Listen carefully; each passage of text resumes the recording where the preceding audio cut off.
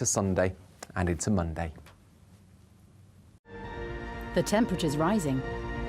Boxed Solar, proud sponsors of weather on GB News.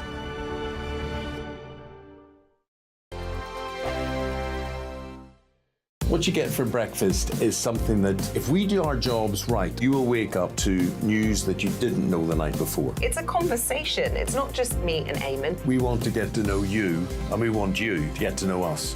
From 6, it's Breakfast with Eamon and Isabel. Monday to Thursdays on GB News, Britain's news channel. Westminster is going around in ever-decreasing circles, followed by the media. Britain is broken. How on earth did we get into this mess? But more importantly, how do we get out of it? Join me at 7 p.m, Mondays to Thursdays on Farage, here on GB News. We will have open, rational debate. We've got to work out how Britain moves forward from this. Join us here on GB News, the People's Channel. Britain is watching. When the news happens, it happens here. And really important breaking news. Breaking news this morning. On TV, radio and online, the news starts here on Britain's Newsroom. All the biggest stories and the answers that you need from across the UK and beyond. Join Britain's Newsroom from 9:30 on GB News. The People's Channel, Britain's news channel.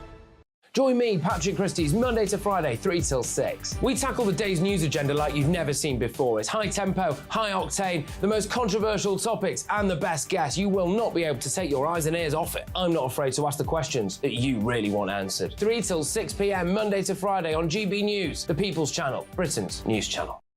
People in Britain, they love free speech, but they also love fair play. I don't care if I'm speaking somebody from a trade union, from the Labour Party, somebody from the SNP. And I think the viewers like to see that actually we can challenge one another, but in a positive way. We think we ask the questions that people want to ask, and often we ask the questions that we wanted to ask in Parliament but never got the chance to ask. So join us every Saturday, 10 a.m. till noon on GB News, Britain's news channel. Hi, I'm Dan Wootton. You can watch me live on GB News Monday to Thursday from 9 p.m. And did you know that you can also watch and listen live on our website, gbnews.com. You'll always be up to date on the latest breaking news, as well as enjoying the best stories, opinions and shows. You can even join the debate under our live player as you're watching. So head straight to gbnews.com on TV, radio and online. GB News, Britain's news channel. It's all about family, being in people's living rooms, all the interaction and getting to know who our viewers and listeners are. When I was young, my dad used to say, no, stop arguing. I wanted an outlet that would enable me to give my opinion. People are going through a really hard time right now, and I know that you don't feel like you're being listened to by the establishment. I came to GB News because it's the People's Channel, and I want the audience to have their say on the events of the day. We're dynamic. We do something different. Democracy shows that the wisdom of the nation is in its people. I get to travel to find out what the story is from a personal perspective. The British people aren't fools. We know when we're not being told the full story. We've got to work out how Britain moves forward from this. It's the best country in the world. The establishment had their chance. Now we're here to represent your views. Britain's watching. Britain's watching. Britain's watching. We're proud to be GB News, The People's Channel, Britain's news channel.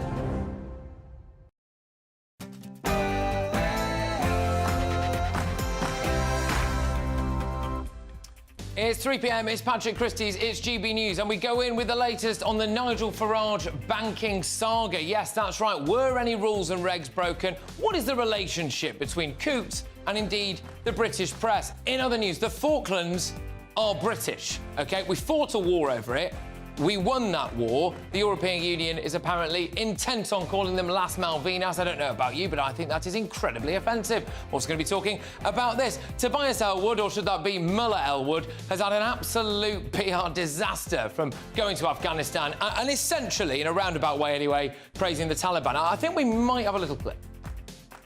All that's happened here since 9/11, this is a very different country in deal. I look forward to his trip to Somalia. I don't know about you or North Korea. Anyway, in other news, I'm also going to be talking a lot about this as well. Another hammer blow for people who think that electric vehicles are an all-round good idea. They might not be anywhere near as green as you think. Patrick Christys, GB News.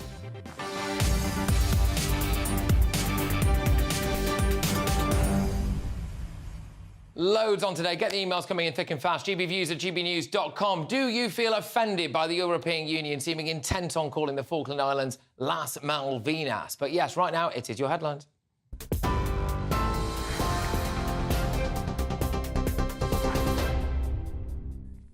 Very good afternoon to you. It is 3 o'clock. I'm Aaron Armstrong in the GB newsroom.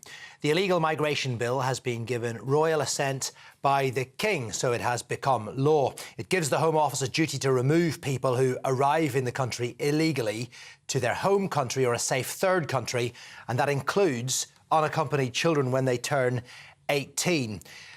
People who arrive here under the new laws will be banned from entering the UK and will not be eligible for settlement or citizenship except in limited circumstances. Suella Braverman, the Home Secretary, says the government will focus on ensuring the law becomes operational, including appealing to the Supreme Court regarding the safety of Rwanda for removal and asylum processing.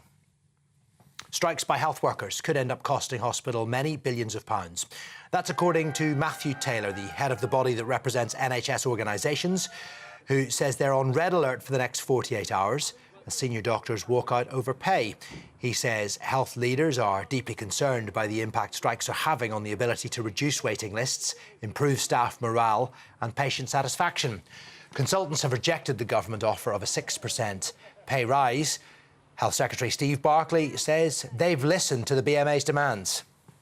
Average NHS earnings of a consultant after this pay rise will be £134,000 a year. And on top of that, 20% of their salary goes into their pension, which means they'll be able to earn, when they retire by the age of 65, tax-free up to £60,000 a year. The number one ask of the BMA was for pension tax reform, and we listened to that ask, we acted on it, and in addition we've also accepted in full the independent pay review body recommendations.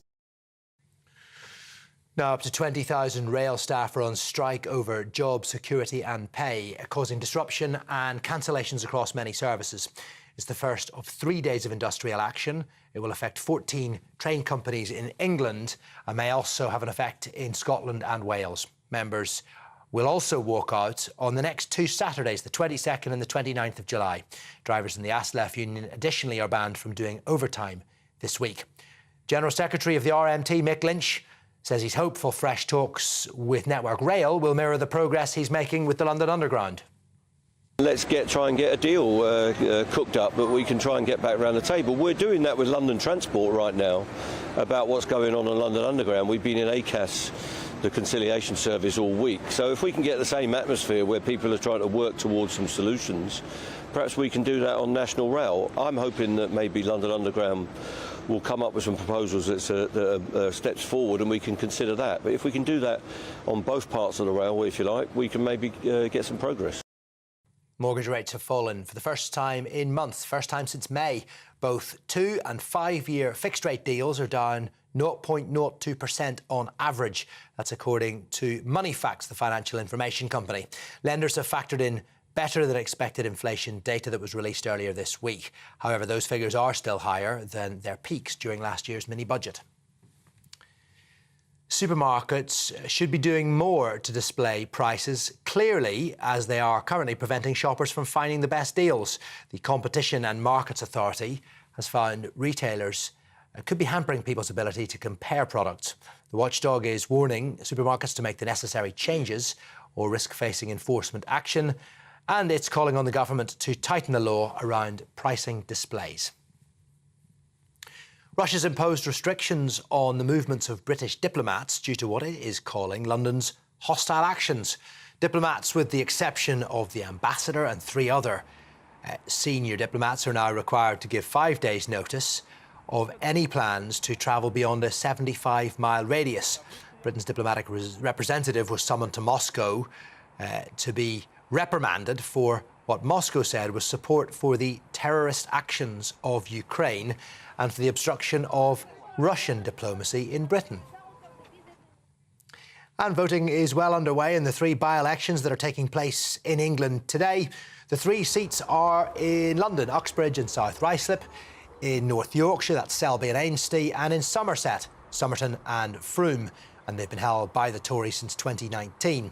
Polling stations close at 10 o'clock tonight, and constituents who want to vote will have to bring photo ID with them.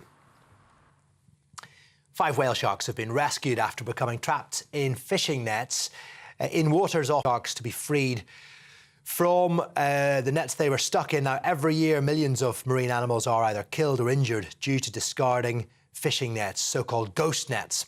The whale shark is the largest species of fish. It is on the red list of vulnerable species. So some good news there to leave you with. More as it happens throughout the afternoon. Now, it's over to Patrick.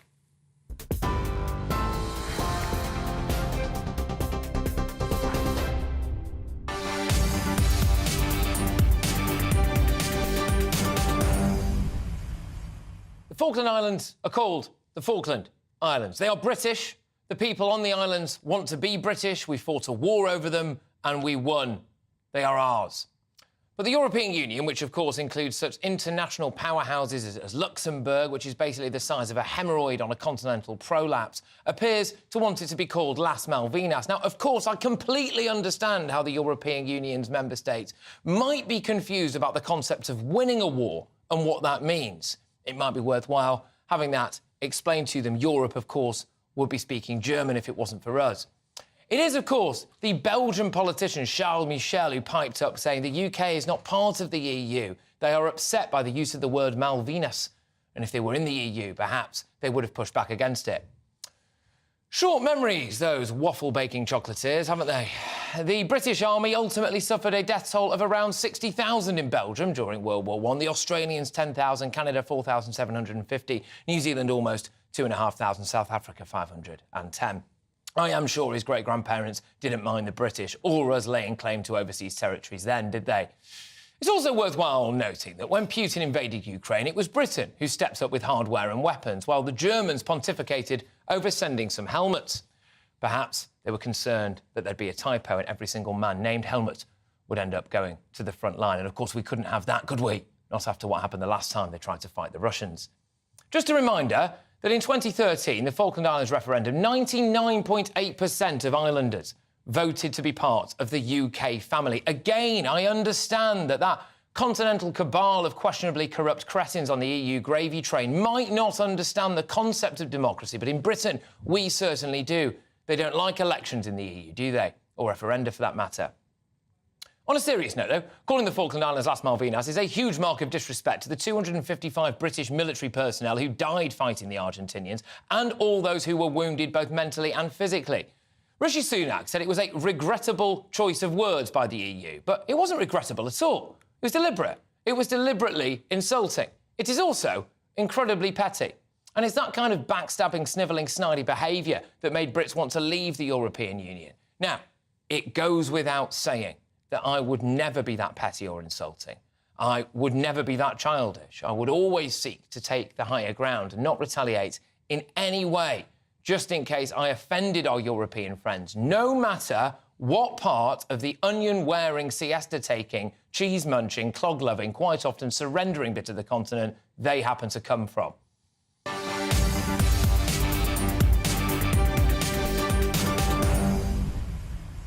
Email me, gbviews@gbnews.com. I will have a lot more when it comes to the fact that the Falklands are very much British and always will be in just a tick. But onto the latest dispute between Nigel Farage and Coutts Bank.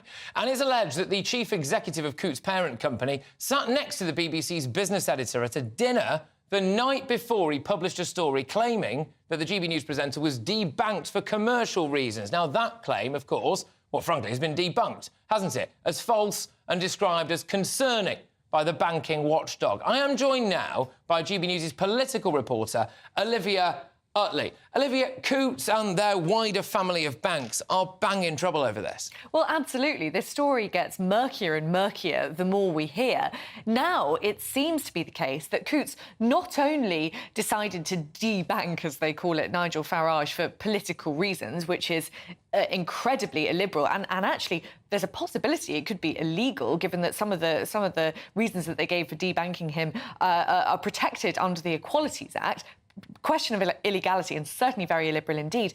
But then Coutts also tried to cover up what they'd done. So Dame Alison Rose, who's the CEO of NatWest, which is the parent company of Coutts Bank, sat next to Simon Jack, who's the BBC's business editor, at a glitzy gala dinner. The night before, Simon Jack published a story saying that the only reason that Nigel Farage had been removed from Coutts' roster was that he didn't meet the threshold of funds that Coutts demands that customers have. Now, Nigel Farage always said, well, that can't be true, that it's been a long time since I reached that threshold. There are lots of customers who don't reach that threshold. They've never had a problem with it before.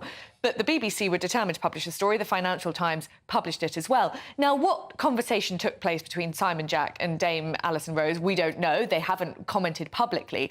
But it does seem like quite a coincidence that these two sat next to each other, and then Simon Jack published this story, which has now been proved to be false. This dossier, it's a remarkable coincidence, isn't it? It is a remarkable coincidence. Yeah. And this dossier, 17,000-word dossier that Nigel Farage has got his hands on, which is quoted at length in The Telegraph today, shows that Coutts literally has said in this dossier that it will use, I mean, I'm paraphrasing here, but it will use the fact that Nigel Farage's mortgage is coming to a natural close in order to terminate their relationship with him because his views don't align with their views as a bank. Exactly. So not only did they discriminate against Nigel Farage in the first place, they then seemingly appear to have lied about and it. we're going to be having a little look later on in the show about discrimination in general, whether or not this crosses that threshold, and not just in banking, because, look, let's be honest with you. I mean, I don't think me or most people watching or listening to this show will ever even be able to identify where Coutts is on a map, let alone be one of the people who's allowed into it. But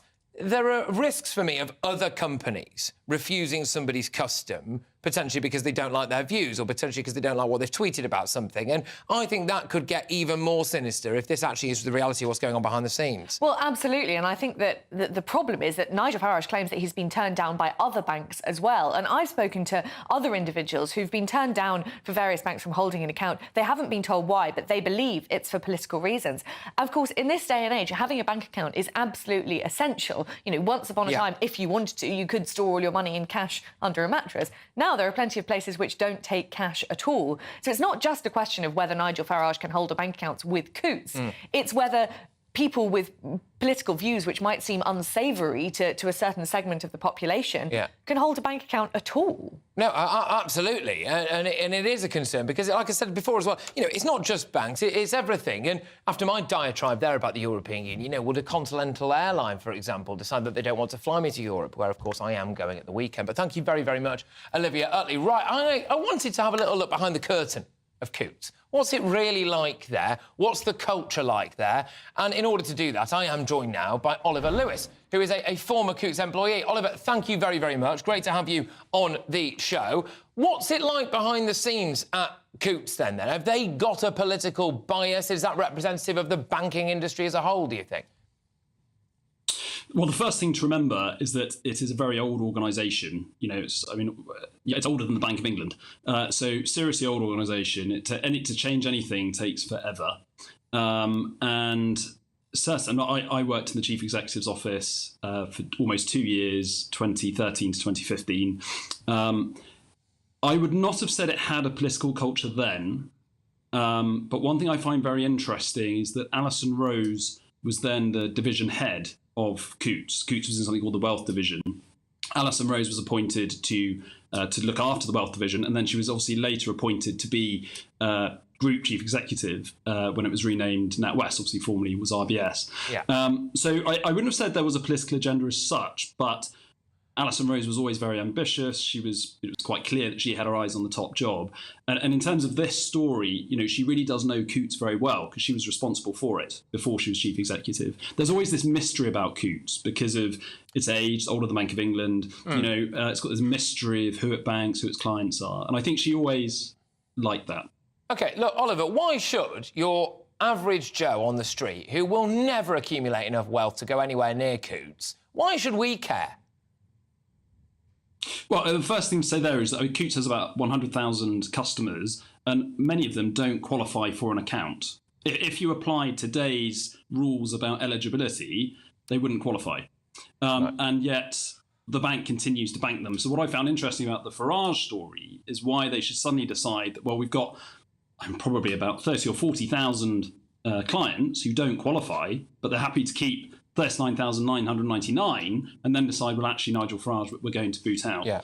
The largest client segment is staff. So that the single largest group of accounts are held by staff, hardly any of whom would actually qualify for an account. But I mean, more broadly, I mean, I left Coutts to write a book about George Orwell, obviously big figure in terms of totalitarianism, council culture. So I went around the world visiting everywhere he lived. It's called the Orwell Tour.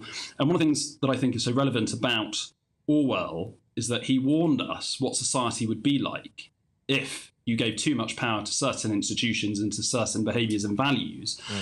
Orwell used to speak of unpersons. So the Ministry of Truth would cancel people because their views ran counter to what was accepted by the totalitarian state. Now, we teach 1984 in our schools. We warn our students, this is what can happen if you give too much power to your state. And yet we have organisation after organisation, which includes now Coutts Bank and the banking system, deciding who to unperson and who they would agree to keep servicing based on their political views. I mean, it really is terrifying.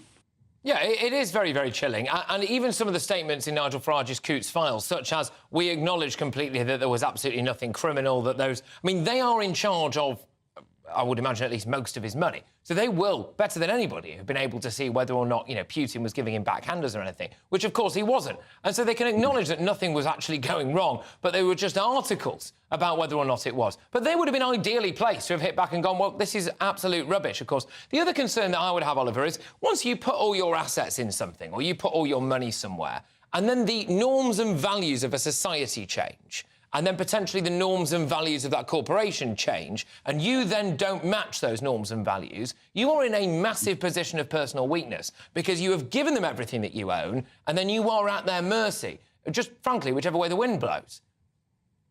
Well, you mentioned illegality, which I used to look at a lot of PEP reports. So a pile would be on my desk of people. I would read them before I then discuss them with the then chief executive, a gentleman called Rory Tapner. And there would be people whose banking relationship we were ending, people who were applying for an account, and we would decline them. And the reasons given would be, I don't know, they're an arms dealer, or the source of funds is just not acceptable. There is some form of illegality involved. Nigel Farage is obviously, to our knowledge, not committed any of these. Can I ask you on that, Oliver? Can I ask you on that? Sorry to cut across you, but can I ask you on that? Yeah, without naming people, obviously, but some of the clientele of Coutts, I imagine, over the years, have been some rather fruity characters. Obviously, I couldn't comment on any particular account relationship, but the main account, the most profitable people to bank for any bank, including Coutts, are celebrities. Who, of course, are very liable to tweet something ridiculous or silly. I mean, think of Elton John this week. He's in the press defending Kevin Spacey. That would be considered to be grounds for unpersoning somebody, cancelling them if you like. So celebrities, and also, one of the most profitable groups, again, for any banking organisation are partners in law firms, partners in PwC, partners in, the big accountancy firms. They are big, but that's relatively boring business. Most of Coutts' clients, let's say a lot of the people who bank with Coutts who no longer qualify, but who Coutts is still saying, well, yeah, fine, keep your account. Your political views are acceptable. We're not worried about you. Many of them are sort of asset rich, cash poor. So, sort of a lot of aristos in huge castles, holes in the roof, that sort of thing. So that's probably most of Coutts' banking base. Interesting stuff. I wonder what they'll do now. The whole thing is really interesting, just seeing how the bank... this is really Coutts' worst nightmare. It hates publicity. It hates being in the news. It really does. We were always told, nothing you do personally, the bank's reputation, so precious. And now to be in the news, on rolling news like this, it's their worst nightmare come true. Well, no, absolutely. Look, Oliver, thank you very, very much. Really appreciate you coming on. Oliver Lewis there is a former Coutts employee. Yeah, this will absolutely be Coutts' worst nightmare, won't it? And just the idiocy of it all, I think, really, to actually know that somebody could submit a subject access request. Again, I do want to broaden this out because over the course of this show, I'll be having a look at more discrimination in general, whether or not this crosses the threshold. But will this now roll on to other companies as well? Is it actually a massive leap to say that an airline company might not want to fly you abroad because of your political views, for example, like that, or any kind of just shop anywhere? They might kind of blacklist you from, getting on the property ladder or even from just doing your weekly shop. And I know that might sound far-fetched, but actually how big a leap is that, really? And especially when it comes to historic tweets as well. If you find out that you can't do your Tesco's weekly shop, for example, because you tweeted something about the European Union 7 years ago, well, I don't really want to live in that world. But Coutts has released the following statement. It is not Coutts' policy to close customer accounts solely on the basis of legally held political and personal views. Decisions to close an account are not taken lightly and involve a number of factors, including commercial viability, reputational considerations, and legal and regulatory requirements. Well, there we go. Now, the European Union has insulted the 255 British servicemen who died in the Falklands War by calling the British Overseas Territory Islas Malvinas in a treaty. I think this is an absolute shocker. Patrick Christys on GB News, Britain's News Channel. What you get for breakfast is something that, if we do our jobs right, you will wake up to news that you didn't know the night before. It's a conversation. It's not just me and Eamon. We want to get to know you, and we want you to get to know us. From 6, it's Breakfast with Eamon and Isabel. Monday to Thursdays on GB News, Britain's news channel. Westminster is going around in ever-decreasing circles, followed by the media. Britain is broken. How on earth did we get into this mess? But more importantly, how do we get out of it? Join me at 7 p.m, Monday to Thursdays on Farage, here on GB News. We will have open, rational debate. We've got to work out how Britain moves forward from this. Join us here on GB News, the People's Channel. Britain is watching. When the news happens, it happens here. And really important breaking news. Breaking news this morning. On TV, radio and online, the news starts here on Britain's Newsroom. All the biggest stories and the answers that you need from across the UK and beyond. Join Britain's Newsroom from 9:30 on GB News. The People's Channel, Britain's news channel. Join me, Patrick Christys, Monday to Friday, 3 till 6. We tackle the day's news agenda like you've never seen before. It's high tempo, high octane, the most controversial topics, and the best guests. You will not be able to take your eyes and ears off it. I'm not afraid to ask the questions that you really want answered. 3 till 6 p.m, Monday to Friday on GB News, the People's Channel, Britain's news channel. People in Britain, they love free speech, but they also love fair play. I don't care if I'm speaking somebody from a trade union, from the Labour Party, somebody from the SNP. And I think the viewers like to see that actually we can challenge one another, but in a positive way. We think we ask the questions that people want to ask, and often we ask the questions that we wanted to ask in Parliament but never got the chance to ask. So join us every Saturday, 10 a.m. till noon on GB News, Britain's news channel. Hi, I'm Dan Wootton. You can watch me live on GB News Monday to Thursday from 9 p.m. And did you know that you can also watch and listen live on our website, gbnews.com? You'll always be up to date on the latest breaking news, as well as enjoying the best stories, opinions and shows. You can even join the debate under our live player as you're watching. So head straight to gbnews.com on TV, radio and online. GB News, Britain's news channel. It's all about family, being in people's living rooms, all the interaction and getting to know who our viewers and listeners are. When I was young, my dad used to say, "Nah, stop arguing." I wanted an outlet that would enable me to give my opinion. People are going through a really hard time right now, and I know that you don't feel like you're being listened to by the establishment. I came to GB News because it's the People's Channel, and I want the audience to have their say on the events of the day. We're dynamic. We do something different. Democracy shows that the wisdom of the nation is in its people. I get to travel to find out what the story is from a personal perspective. The British people aren't fools. We know when we're not being told the full story. We've got to work out how Britain moves forward from this. It's the best country in the world. The establishment had their chance. Now we're here to represent your views. Britain's watching. Britain's watching. Britain's watching. We're proud to be GB News, The People's Channel, Britain's news channel.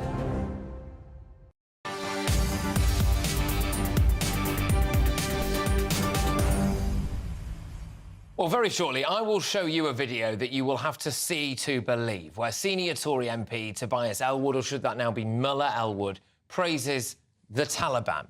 And I will tell you why electric cars aren't quite as environmentally friendly as eco-warriors would have you believe. But first, the European Union has sparked a fresh row over the Falkland Islands by referring to the British overseas territory as Islas Malvinas. The EU agreed to a request from Argentina to use the word Malvinas in a treaty with 33 Latin American countries. Argentina claims that it has a right to the islands. But in a 2013 referendum, 99.8% of residents voted to remain an overseas territory of the UK. There is also, of course, the small matter of us fighting a war over the Falkland Islands and winning that war. But, of course, that is something that our European friends would know nothing about. I'm joined by GB News' Home and Security Editor, Mark White. Mark, I don't want Rishi Sunak to pussyfoot around this. He's got to come out and admit what this is, a deliberate act of provocation. Yeah, he has, or at least his official spokesman's described this as regrettable language, but it's not regrettable language. It is, as you say, very provocative to describe the Falklands Islands by the name Malvinas, which is, of course, what Argentina refers to the group of islands as. But the people who actually live in these islands, who voted back in 2013 by 99.8% to remain part of the UK family, refer to their island group as the Falklands, not the Malvinas. But of course, in this agreement, after this meeting that took place, this summit between these Latin American countries and the 27 EU members, they described it as Islas Malvinas / the Falklands. Not even the Falklands / Islas Malvinas, but very deliberately not just putting the Malvinas in, but putting Malvinas ahead of the Falklands. There is no doubt that that is provocative.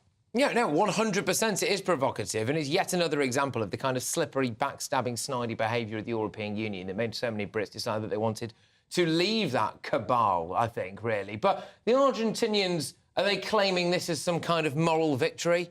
Well, yes, indeed. I mean, the president of Argentina, Alberto Fernandez, has said that this is a triumph. And it is tacit support, he says, from the international security for Argentina's goal of reopening negotiations over the sovereignty of the Falklands. Now, Britain says it has absolutely no intention of doing that, that referendum back in 2013 was all that they needed to assure them that the people that live in those islands want to remain British. And in fact, in 2016, just 3 years after that referendum, the Argentinians seemed to accept that they could agree to disagree, entered into an agreement, a pact with the British government to enhance the relationships over energy and science and shipping and fishing and even the identification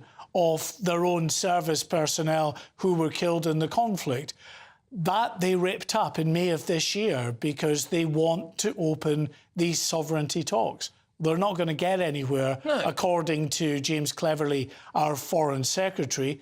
But now, of course, wading boots first into this conversation are the European Union, giving the islands that recognised Falklands name of the Malvinas and just ratcheting up the pressure. They can agree to disagree all they want, but they decided that they wanted to have a go on the Falkland Islands, and we fought them for it, and we absolutely battered them, and then they had to surrender, and then they left. So it's usually a pretty good indication of not agreeing to disagree, but actually saying, we're really sorry about this, we lost a war, which again is a strong indication of who owns a bit of land. But when it comes to the 255 British military personnel who lost their lives, let alone all of those who suffered horrific injuries, both mental and physical, I think this is a massive slap in the face for them by the European Union. Yeah, there's no doubt that it's deeply insulting to the memories of those 255 servicemen, also the 3 islanders who died. Yeah, of course. And yes, I mean, you refer to, of course, the war. There is no way that Argentina could ever mount any kind of military campaign. Again, it is a basket case in terms of its own military. We criticise the UK for its military spending, but actually, you know, in comparison to Argentina, there is no comparison. And in fact, the Falklands Islands now are very well defended in comparison to what they were in 1982. Well, yeah. We have a very significant large military base there, an airport. There is a squadron of Typhoon fighter jets. There is a Royal Navy military presence there, as well as about 1,000 full-time military personnel there. Yeah. So it could absolutely defend the islands until support came from Britain. There is no imaginable way that Argentina would ever mount another military campaign. So what they're doing is mounting a war on the diplomatic front, and they are eliciting the help of our closest neighbour, the European Union. Well, it's like that Japanese soldier on the island who refused to accept that the war was over. I mean, it's done. Everybody else has surrendered. Anyway, Mark, thank you very, very much. Mark White, our Home and Security Editor. Get your views coming in on this, gbviews@gbnews.com. There's some strong stuff in the inbox, as you can imagine. I'll go to that shortly. But get this, girls are banned from going to school in Afghanistan. Women are prevented from working. I mean, let's be honest, that's not all that happens to them over there either, is it? But one senior Tory MP has praised the Taliban. That's right, Mullah Elwood stepped forward. He now says he regrets it. I am looking forward to his walking tour of Somalia just before he gets stuck right into North Korea. But right now, it's your headlines with Rory.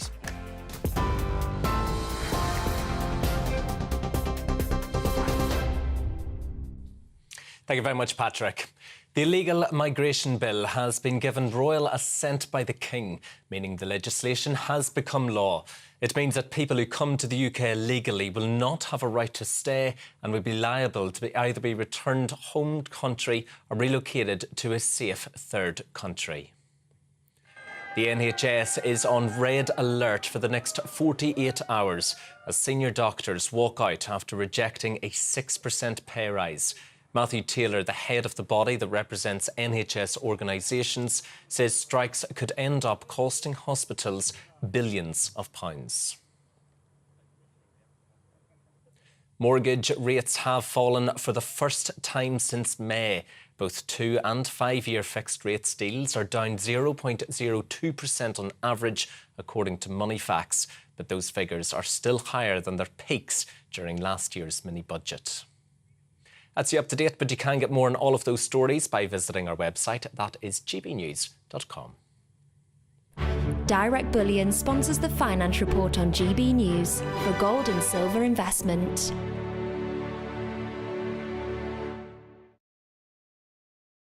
All right, let's take a quick look at today's markets. The pound will buy you $1.2867 and 1.1520 euros. The price of gold, that's sitting at £1,533 and 43 pence per ounce. And the FTSE 100's at 7,654 points.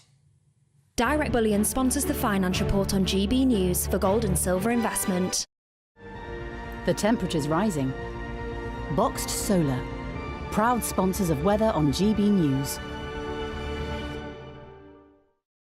Hello again, it's Aidan McGivern here from the Met Office with the GB News forecast. Scattered showers once again across the UK, but sunny spells in between. Those showers ease overnight and it's going to be a cool night. We've got this northwesterly airflow across the country at the moment. Low pressure over Scandinavia, high pressure over the Atlantic, but weather fronts staying clear for the time being. And that means that although there are scattered showers around, they'll be fleeting, they'll be disappearing into the evening, and clear spells will break out fairly widely. Still some showers pushing into Northern Ireland, northern and eastern Scotland, and perhaps northwest England and Wales, but otherwise away from the showers. Temperatures dipping into the single figures, perhaps even the mid to low single figures for some sheltered parts of northern Scotland. So certainly a cool, some might call it a chilly start to Friday. Otherwise, plenty of sunshine from the word go, but cloud will build through the morning and once again those showers will get going. Again, they'll be hit and miss. Not everyone will get showers. I think driest towards the southeast, but those showers will be most frequent across northern England, parts of Wales, eastern Scotland, and then longer spells of rain arriving by the end of Friday into Northern Ireland, a sign of things to come for the weekend. Saturday sees those spells of rain spread across much of the country, avoiding northern Scotland and southeast England for the time being. But an unsettled weekend in store with wet and breezy weather, followed by showers later Sunday and into Monday. The temperature's rising. Boxed Solar, proud sponsors of weather on GB News.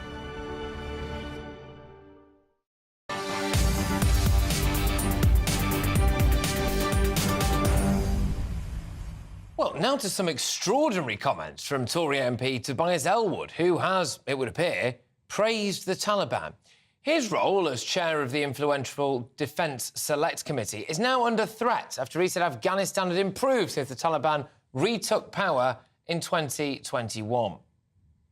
All that's happened here since 9/11, this is a very different country in deal. It feels different now that the Taliban have returned to power. Well, it may be hard to believe, but security has vastly improved, corruption is down, and the opium trade has all but disappeared. Pylons distribute electricity to the cities.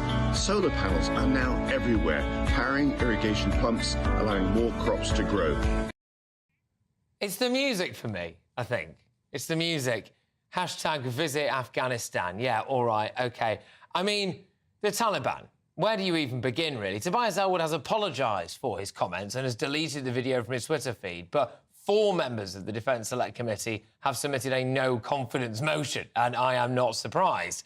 I mean, I do really look forward to the number he tries to do where he stood in front of some kind of, like, Chinese industrial complex with smoke billowing into the air as he's saying that this is a good thing for our environment and China have really turned a corner. I'm joined now by Trevor Coutts, who served in Afghanistan with the British Army. Trevor, thank you very much. Look, I'm obviously poking a bit of fun there at Tobias Ellwood. I don't know whether or not you find what he says quite funny or whether or not you take it a lot more seriously, frankly. Well, first of all, Patrick, and to your team, thank you very much for having me on again. I do appreciate it. Do you know, whenever... this morning I woke up to this. I've got a few guys at the MOD, retired generals that send me messages, and I spoke to Dave this morning, and a member of your team, and I can't get my head around why Tobias would say such stupid stuff. He's saying there in the video that Afghanistan's safe while wearing a flak jacket, a bulletproof vest. That's how safe. So, the fact that he says that he's praising the Taliban, and I know how dangerous it is out there. There's many veterans. Still suffer from those effects. Now, you've got to remember that Tobias, let's be honest, retired as a captain from the Royal Green Jackets, but his unit was amalgamated into the Rifles Regiment. The Rifles Regiment lost 66 soldiers in Afghanistan, and up until today, over 30 of his members of his unit have taken their lives from suicide, and he's praising the people that put this pressure on his men. I find it utterly disgusting.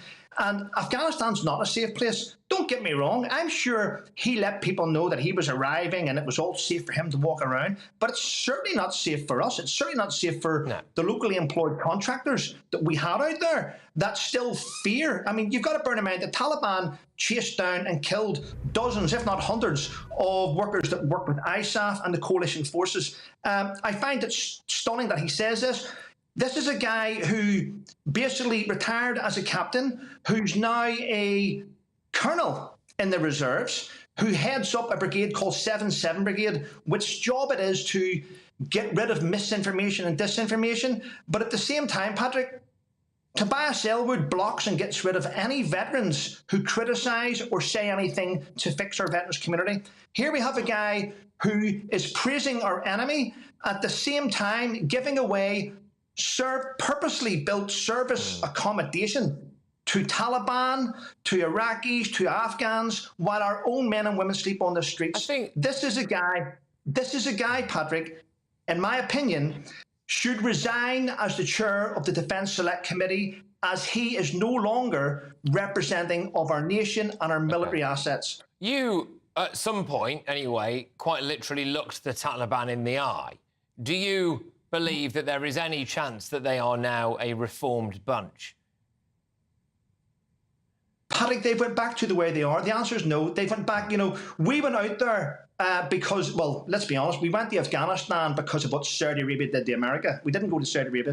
Yeah, I don't know who worked that out. But so we went to Afghanistan. Our job was to originally destroy the poppy fields. We didn't destroy the poppy fields because that's the Afghans' major income. We couldn't replace it. We were out there basically just looking good in the media, getting destroyed by the Taliban, having no real support. And in the end of the day, not a single person who killed our men and women was prosecuted.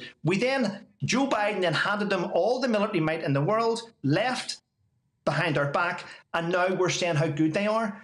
The Taliban are ruthless killers that murdered many, many people. I remember going on patrol, and not my patrols, but there was patrols where some of our British soldiers were shot in the back by Afghan police.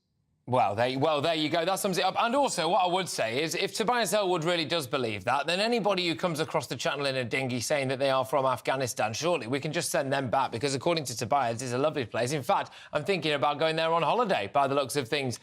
It's certainly not a safe country for women and children. Obviously, it's not safe if you happen to be gay. I dare say it's not safe for anybody who openly criticises the Taliban either. It is a silly thing to have said, I think, and as you said as well, you know, he was wearing what appeared to be a bullet and blast-proof jacket whilst he was saying it, which is not usually the mark of a safe nation, to be fair. I mean, he was a helmet away from the full set. But look, Trevor, thank you very much. I could talk to you all day about this, but I really appreciate your insight in it, and you obviously think that Tobias has misspoken here and should in some way step down. Trevor Coutts there, who served in Afghanistan with the British Army. And it's that kind of insight, isn't it? Are we realistically expected to believe that the Taliban has radically reformed, that corruption is down? I mean, some of their major trading partners include China and Russia, who, by the way, moved straight in after sleepy Joe Biden decided to pull everyone out. Donald Trump, you know, all right, say what you like about the guy who wanted to make America great again. Joe Biden absolutely made the Taliban great again. Now, eco-activists tell us that electric cars are the future, but they're not quite as good for the environment as campaigners make out. I will tell you exactly why very, very shortly. Patrick Christys on GB News, Britain's news channel. The Live Desk with me, Mark Longhurst. And me, Pip Thompson. It's here Monday to Friday on GB News. From midday, we'll bring you the news as it breaks, whenever it's happening and wherever it's happening, from across the UK and around the world. Refreshing, feisty, but with a bit of fun too. If it matters to you, we'll have it covered on TV, radio and online. Join the Live Desk on GB News, the People's Channel, Britain's news channel. Weeknights on GB News from 6 p.m. You'll always get drama. Please stop, Michelle. I know, yeah. Please stop. Should I just shut up? Romance. You like me, I like you. There you go. There you are. Well, don't tell anybody. Adventure. Etc. That's the whole point. But and action. Sergeant, the big green, my superstar panel, they're already at it. They're fighting. It's going to be quite a show. Only on GB News, the People's Channel, Britain's news channel. So Jubes and Co, we tackle the issues of the day with real robust debate, both sides of the fence, battling it out with me in the middle with my forthright opinions and views. And often really interesting things happen because you start with a position and then by the end of the debate you find actually, well, I might not have thought about that one. What we need in this country is 2 new political parties. you should maybe think about doing a 2024 calendar. I'm Michelle Dewberry and I'm keeping you company right through until 7 o'clock this evening. GB News, the People's Channel, Britain's watching. Monday to Thursday, 9 p.m. till 11 p.m. Join me, Dan Wootton. I'll bring you the sharpest takes and hottest debates. Do you not believe in prisons? I don't believe in prisons. I'm completely stunned. I guarantee you there'll be no spin, no bias, no censorship. I actually was personally quite offended by it. And no reason to go to bed. So I guess they've always been quite woke. That's Dan Wootton tonight on TV, radio and online. Monday to Thursday from 9 p.m. till 11 p.m. on GB News. The People's Channel, Britain's news channel. In a world of dull and predictable radio and TV shows. Oh, hi. On Mark Dolan tonight, we've got big guests. We drill into the big stories of the day. The show adds up to a brilliant listening and viewing experience. Mark Dolan Tonight is the most entertaining current affairs show ever, and that's a fact. That's Mark Dolan Tonight, Friday, Saturday and Sunday from 9. Only on GB News, Britain's news channel.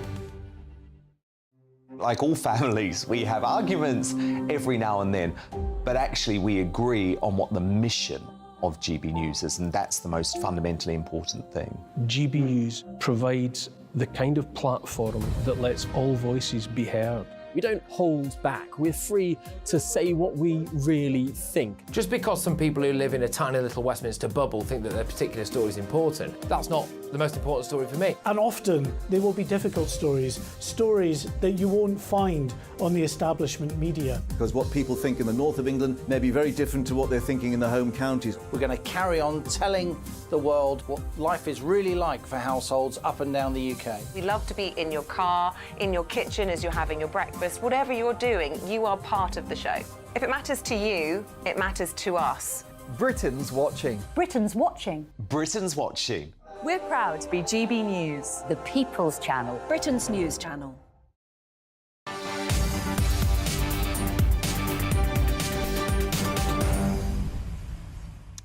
Right then, so electric vehicles, OK, but before that, I was just going to tease what I've got coming up, actually. I'll have the very latest on the Coutts banking scandal as pressure mounts on the boss of NatWest now. It's all part of the family, isn't it? For its treatment of Nigel Farage, yes, and the summer of discontent is continuing. Senior doctors began a 48-hour strike from 7 o'clock this morning. It's just 2 days since junior doctors returned to work following a 5-day walkout. Let's speak now, oh yes, to our London reporter, Lisa Hartle, who's at a rally at BMA House in central London. Lisa, what's going on where you are? Hello. Yes, well, it's been in a room just upstairs. We keep hearing cheering. There's a gathering of people, different people speaking. So it's a gathering of all the doctors coming together to discuss what we'll discuss in a moment with my guest. But first, I'll just go through the latest. So last week, the government offered a 6% pay rise to medics. This has been called rejected by the BMA because they said it was insulting is what they said it was, because they say that consultants have had a 35% pay cut since 2008 when you take into account tax and pension contributions and, of course, inflation. So I'll bring in the guest now. So I'm with Tom Dolphin, who's an anaesthetist consultant. That's a mouthful for me there. Thank you so much for joining us. Just tell us a bit about what's going on here today. So what's happening is we've got a gathering of consultants and doctors from all across London who've come here to hear other trade unionists speak, to hear people from BMA speaking, and also to share their own experiences. They've had people standing up and talking to the meeting and explaining how things are where they work, and they've had lots of stories to tell about the shortages of staff and having to cover for absent colleagues, cover for colleagues who don't exist because people can't recruit to posts, all that kind of thing. So we've been hearing about that this afternoon. And so just take us more into the detail of why the consultants are going on strikes. It's the first time you've been on strike in 10 years. Obviously, thousands of people have had their appointments cancelled, operations postponed. So it's obviously having a huge impact on people. Yes, and we're sorry for that. None of us want to be on strike. We'd much rather be at work. You go to medical school to help people. The reason we're going on strike, our pay has been cut by successive below-inflation pay awards each year for many, many years. It's now down in value by more than a third, and it's basically reached the point where it's affecting recruitment and retention in the NHS. And the opportunity is now here for us to make a stand and say, this can't go on. We've got people being recruited actively by Australian hospitals, by New Zealand, Canada, even over the border in Ireland. You can double your salary if you go there. People are responding to that and they're leaving the NHS. That's not sustainable. Yeah, because you were telling me you was approached, weren't you, in that respect? So just tell us what will happen if you don't. Well, actually, what would you like the government to propose? The 6% has been rejected. What would you think the BMA, the consultants, all accept? Well, we've said that we want our pay restored to the value that it had in 2008, and that means that it's got to be a start. So 6%, this pay award from last week, isn't even a pay rise. It's actually a pay cut again for another year, and it's actually one of the biggest ones we've had for a long time. So the government clearly isn't interested in restoring our pay at all. So whatever offer they're going to make, it's going to have to be starting to rebuild that pay. It's also got to include a clear pathway to having the rest of it restored as well. The pay review body that the government uses as its cover to give us these pay cuts each year needs wholesale reform. It's not doing its job of keeping pay where it ought to be. Thank you so much, Tom, for joining us today. Thank you. So the dates for the two other dates where the consultants are going on strike are the 24th and 25th of August, but they do have a mandate that lasts until the end of December. So they're not ruling out further strike action, though they say that they really hope that this can be avoided. Lisa, thank you very much. Lisa Hartle, who is this a rally which appears to be taking place inside BMA House in central London, which I think might be the definition of an echo chamber, is it as well? Interesting when they talk there about about it all. They never bring up the amount of medical negligence claims they have to pay out each year. It's fascinating, that, isn't it? But anyway, if you listen to the hype, then the debate between electric vehicles and petrol and diesel cars really is a battle between good and evil. But it turns out that it's not quite as simple as that. The government is banning the sale of new petrol and diesel cars from 2030 in its pursuit of net zero. We all know about that, don't we? But are electric vehicles really as eco-friendly as campaigners claim? After all, they get through huge amounts of electricity, and much of Britain's electric supply comes, you guessed it, from fossil fuels. Ross Clark has written extensively on this subject, and he is the author of the book Not Zero. And he joins me now. Thank you very much. Are EVs actually that good? Well, what is good about an electric vehicle is it doesn't have an exhaust pipe. There are no, noxious emissions being emitted where it is driven. So, if you're trying to clean up the air in a city centre, for example, electric car is a much better thing than a combustion engine car. But if you're looking at sort of overall carbon emissions, there's two things. Firstly, you have to bear in mind how the electricity was generated. And at the moment, and for the foreseeable future, 40% of our electricity last year was generated by fossil fuels. Now, we use gas as a backup for intermittent renewables, wind and solar. So we're very, very reliant on that sort of fossil fuel backup for electricity generation. But the other factor is the emissions during the manufacture stage of a car. Now, you look at a car, it's made in large quantities of steel, plastic, and in the case of electric cars, of course, there's these huge, great batteries. And when you put all that together, the emissions that come from the manufacturing process of an electric car are typically sort of 40–50% higher than than the emissions from the manufacture of a petrol and diesel equivalent car. So, you have to drive a certain number of miles before you can say, the electric car is, I'm having a look at net reduction. Yeah. All right, I'm having a look at some of the details here, like particle pollution, for example. So tyres and brakes produce 2,000 times as much particulate pollution as a car engine. So there we go. The CO2 produced during manufacturing. So a Volvo XC40, which is powered by fossil fuels, 14 tonnes of CO2. A Polestar 2 electric car, 24 tonnes of CO2, apparently. So that's bad. The battery manufacture, 8 kilograms of lithium, apparently. The human cost, 60 to 70% of the global supply of cobalt comes from the Democratic Republic of Congo, where, of course, is mined in difficult and dangerous conditions, often by children. So I'm not being funny, but this isn't particularly great, is it, in terms of the eco-lobby? No, it's not. And, the advantage of electric cars in reducing carbon emissions, but, our target isn't to reduce emissions, it's to eliminate net emissions by 2050. And it defeats me really to see how electric cars are really going to get us to that stage of a limit because of the emissions in the manufacture stage. You first got to decarbonise all steel production, decarbonise all plastics production. Yeah. Well, how you do that? We're just outsourcing it. We're just outsourcing it. We'll just go, well, look, we are net zero. Yeah, fine, all right, but we'll just make other countries do more, and then the planet doesn't benefit. Meanwhile, we all have to pay through the nose, and it's just one great big con. Anyway, thank you very, very much. Great to have you on the show. Ross Clark there, the author of Not Zero. 50,000 miles, twice around the equator is the distance that electric cars would have to travel to match the carbon footprint, apparently, of a petrol model. Remarkable. Now, the row over Coutts' decision to close Nigel Farage's bank account, that is rumbling on. The boss of the company's parent company is facing mounting pressure. We've got all of that coming your way and much, much more right here with me, Patrick Christys, on GB News. We are, of course, Britain's news channel. A brighter outlook with Boxed Solar. Proud sponsors of weather on GB News. Hello again, it's Aidan McGivern here from the Met Office with the GB News forecast. Scattered showers once again across the UK, but sunny spells in between. Those showers ease overnight and it's going to be a cool night. We've got this northwesterly airflow across the country at the moment. Low pressure over Scandinavia, high pressure over the Atlantic, but weather fronts staying clear for the time being. And that means that although there are scattered showers around, they'll be fleeting, they'll be disappearing into the evening, and clear spells will break out fairly widely.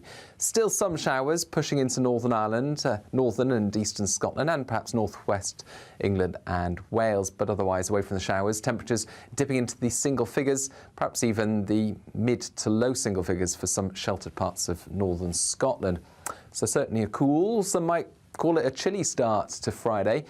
Otherwise, plenty of sunshine from the word go, but cloud will build through the morning and once again those showers will get going. Again, they'll be hit and miss. Not everyone will get showers. I think driest towards the southeast, but those showers will be most frequent across northern England, parts of Wales, eastern Scotland, and then longer spells of rain arriving by the end of Friday into Northern Ireland, a sign of things to come for the weekend. Saturday sees those spells of rain spread across much of the country, avoiding northern Scotland and southeast England for the time being. But an unsettled weekend in store with wet and breezy weather, followed by showers later Sunday and into Monday. A brighter outlook with Boxed Solar. Proud sponsors of weather on GB News.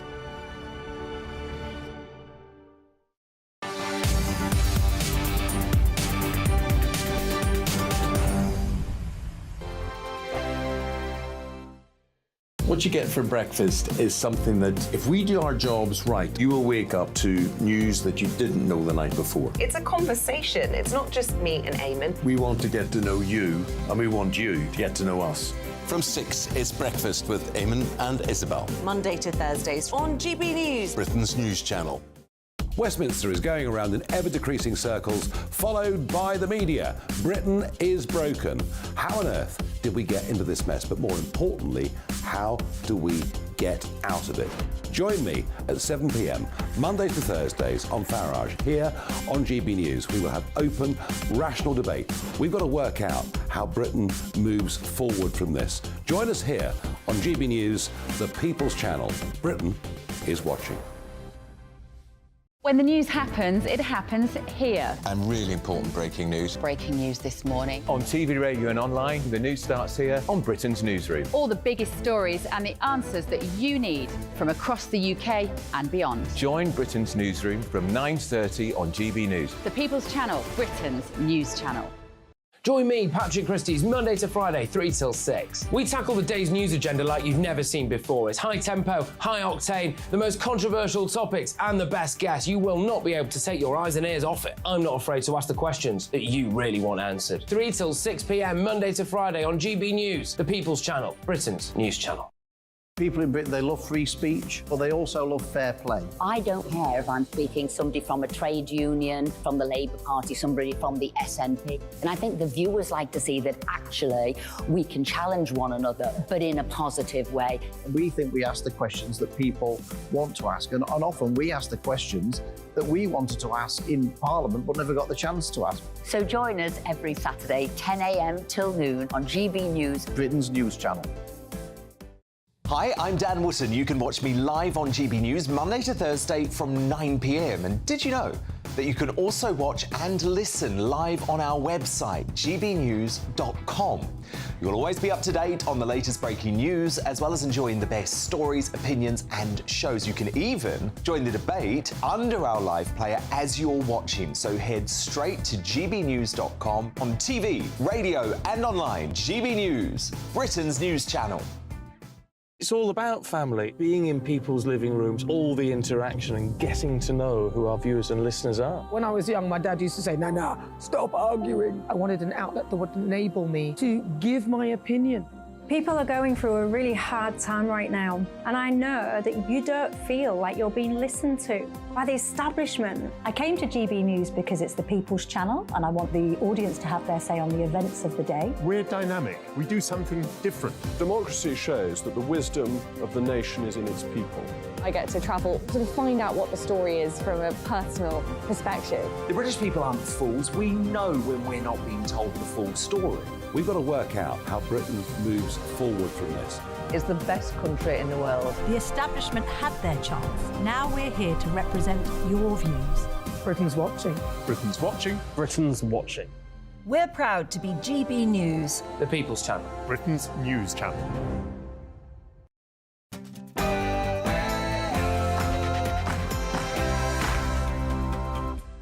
It's 4 p.m, it's Patrick Christys, it's GB News, and what a load of bankers that lot at Coutts really are. But it's not just about Coutts, is it? No, absolutely not. I'm going to be taking a look at whether or not any company, any brand ever can decide not to take your custom because they don't agree with your political views. Are we entering Orwell's 1984? In other news, yes, Harry and Meghan, plain stupid. I mean, this kind of hitchhiking grift is very rarely seen, but apparently they wanted to fly back on Air Force One with sleepy Joe Biden after the Queen's funeral, but they were knocked back. So even a man in visible cognitive decline doesn't want to know them. I will also be talking about this as well. We've got a beautiful little video to play, which we'll be doing later on. Now, Just Stop Oil have, well, frankly, got to taste their own medicine. A group called Just Stop Everyone Off, have decided to essentially ruin Just Stop Oil's day. I am absolutely here for it. We'll be playing you a clip of that wonderful stunt a little bit later on. And get a load of this. Do you remember all the footballers constantly taking the knee? By the time a football match starts, they've taken the knee, they've done some kind of weird gesture for everything else, the pride flags come out, and then amazingly, at some point, we might get a bit of football. Well, yeah, I mean, Jordan Henderson was supposed to be an LGBT ally, wasn't he? Well, he might be now moving to Saudi Arabia, a country where, last time I checked, you couldn't really be gay. Is this just massive hypocrisy? And should we just stop all this virtue signalling nonsense in football? Patrick Christys, GB News.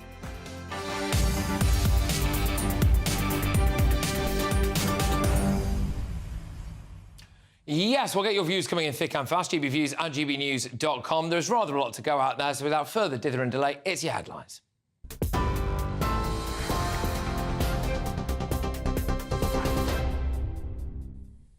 Thank you very much, Patrick. I'm Rory Smith in the GB Newsroom. The illegal migration bill has been given royal assent by the King, meaning the legislation has become law. The bill means that people who come to the UK legally will not have a right to stay and will be liable to be returned either to their home country or relocated to a safe third country. The Home Secretary, Suella Braverman, says the government will now focus on appealing to the Supreme Court regarding the safety of Rwanda for removal and asylum processing. Strikes by health workers could end up costing hospitals billions of pounds. That's according to Matthew Taylor, the head of the body that represents NHS organisations, who says they're on red alert for the next 48 hours as senior doctors walk out over pay. He says health leaders are deeply concerned by the impact strikes are having. Consultants have rejected an offer of a 6% pay rise. Health Secretary Steve Barclay says they have listened to the BMA's demands.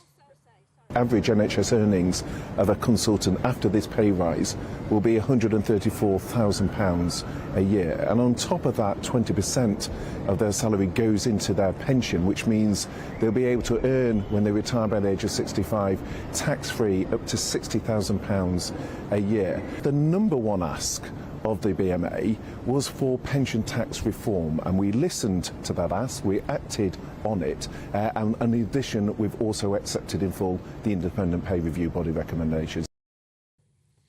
Up to 20,000 rail staff are on strike over job security and pay, causing disruption and cancellations across many services. It's the first of 3 days of industrial action affecting 14 train companies in England, which may have a knock-on effect into Scotland and Wales. Members are also walking out on the 22nd and 29th of July. Additionally, drivers in the ASLEF union are banned from doing overtime this week. RMT General Secretary Mick Lynch is hopeful that fresh talks will reflect the progress he's making with London Underground. Let's try and get a deal cooked up that we can try and get back around the table. We're doing that with London Transport right now about what's going on London Underground. We've been in ACAS, the conciliation service, all week. So if we can get the same atmosphere where people are trying to work towards some solutions, perhaps we can do that on National Rail. I'm hoping that maybe London Underground will come up with some proposals that are steps forward, and we can consider that. But if we can do that on both parts of the railway, if you like, we can maybe get some progress. Mortgage rates have fallen for the first time since May. Both 2- and 5-year fixed rates deals are down 0.02% on average. That's according to financial information company Moneyfacts. But those figures are still higher than their peaks during last year's mini-budget. Supermarkets are not displaying prices as clearly as they should, preventing shoppers from finding the best deals. The Competition and Markets Authority has found retailers could be hampering people's ability to compare products. The watchdog is warning supermarkets to make the necessary changes or risk facing enforcement action.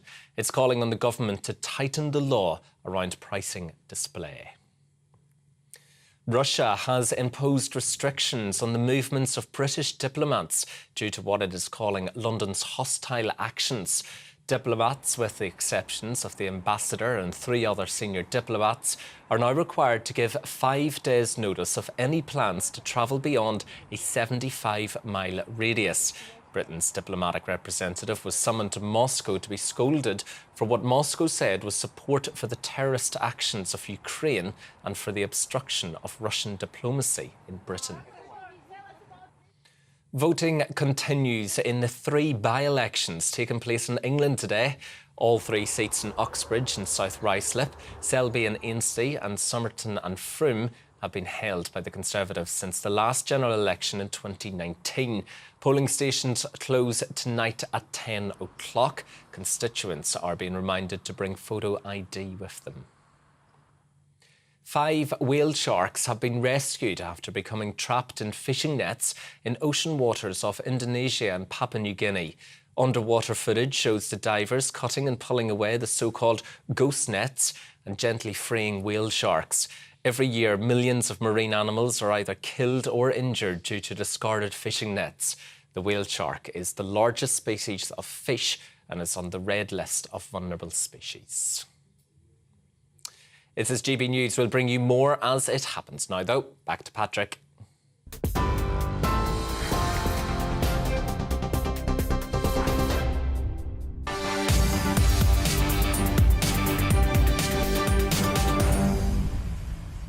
Well, Harry and Meghan just cannot stop mugging themselves off, can they? Like absolute hitchhiking grifters, they wanted to fly back from the Queen's funeral on Air Force One with Joe Biden. Sorry? What? Sleepy Joe said no, apparently, or at least his carer did. Even a bloke exhibiting signs of senile dementia doesn't want to know them.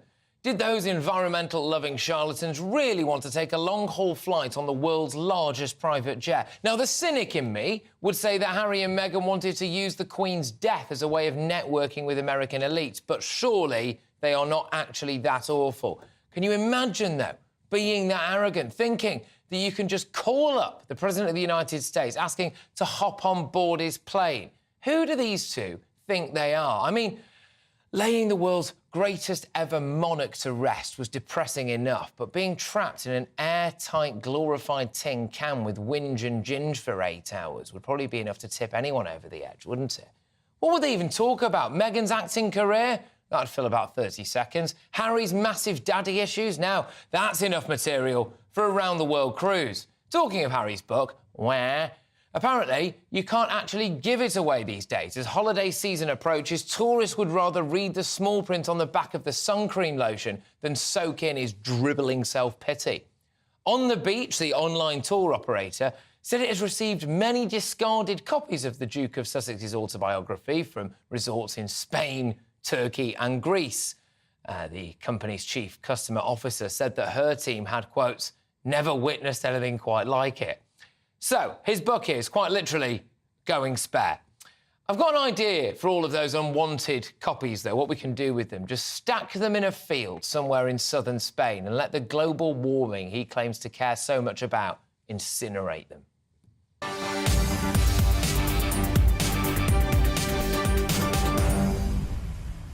Well, we will be returning to that story a little bit later on. GBviews at gbnews.com. I will have more on that. But yes, matters more serious, I think. Now, is this the latest dispute between Nigel Farage and the Coutts bank, OK? Yeah, what a bunch of bankers. Yeah. Anyway, and it's alleged that the chief executive of Coutts' parent company sat next to the BBC's business editor at a dinner the night before he published a story claiming that GB News presenter was debanked for commercial reasons. That claim has now been exposed as false and described as concerning by the banking watchdog. There is rather a lot to go at here, including, crucially, whether or not there is any actual discrimination taking place here, whether or not Coutts itself is going to be in loads of hot water with the FCA, the Financial Conduct Authority, and whether or not this is something that's going to be taking place in corporations right across society. I understand that when people hear things like wealth accounts and Coutts, they think, well, why does that bother me? I don't really know. Yeah, right, the principle of it does matter. Of course it does. The idea that you can just be cancelled for having political views and lied to and potentially some kind of leaking has gone at the BBC. I get that. But in most people's day-to-day life, that will never touch them. But if you went into a shop and they refused your business because when they tapped your credit card, it flashed up that you, for example, hated the European Union, or you didn't believe in the net zero agenda, or you didn't think that we should have an open border policy, then that is a problem. And I'm not actually sure we are that far away from that. GB News' political reporter Olivia Utley joins me now. How much trouble could Coutts really be in here? Well, it sounds like Coutts could really be in quite a lot of trouble. According to the Financial Conduct Authority, the bank regulator code of conduct, banks have to treat people fairly and consistently. Now, it seems like there's quite a lot of inconsistency in the way that Coutts has been treating its customers. So, for example, Coutts has had as previous customers, I mean, we're going a bit far back into history now, but the head of the mafia in the 90s money laundered $200 million through their Coutts account, and that all seemed to be OK. Last year, do you remember that scandal with the then Prince Charles, that his fund that took £1 million from a Saudi, right, from a Qatari investor, and it was all very murky indeed. That was all done through Coutts. Right. They allowed the now King's fund to do that.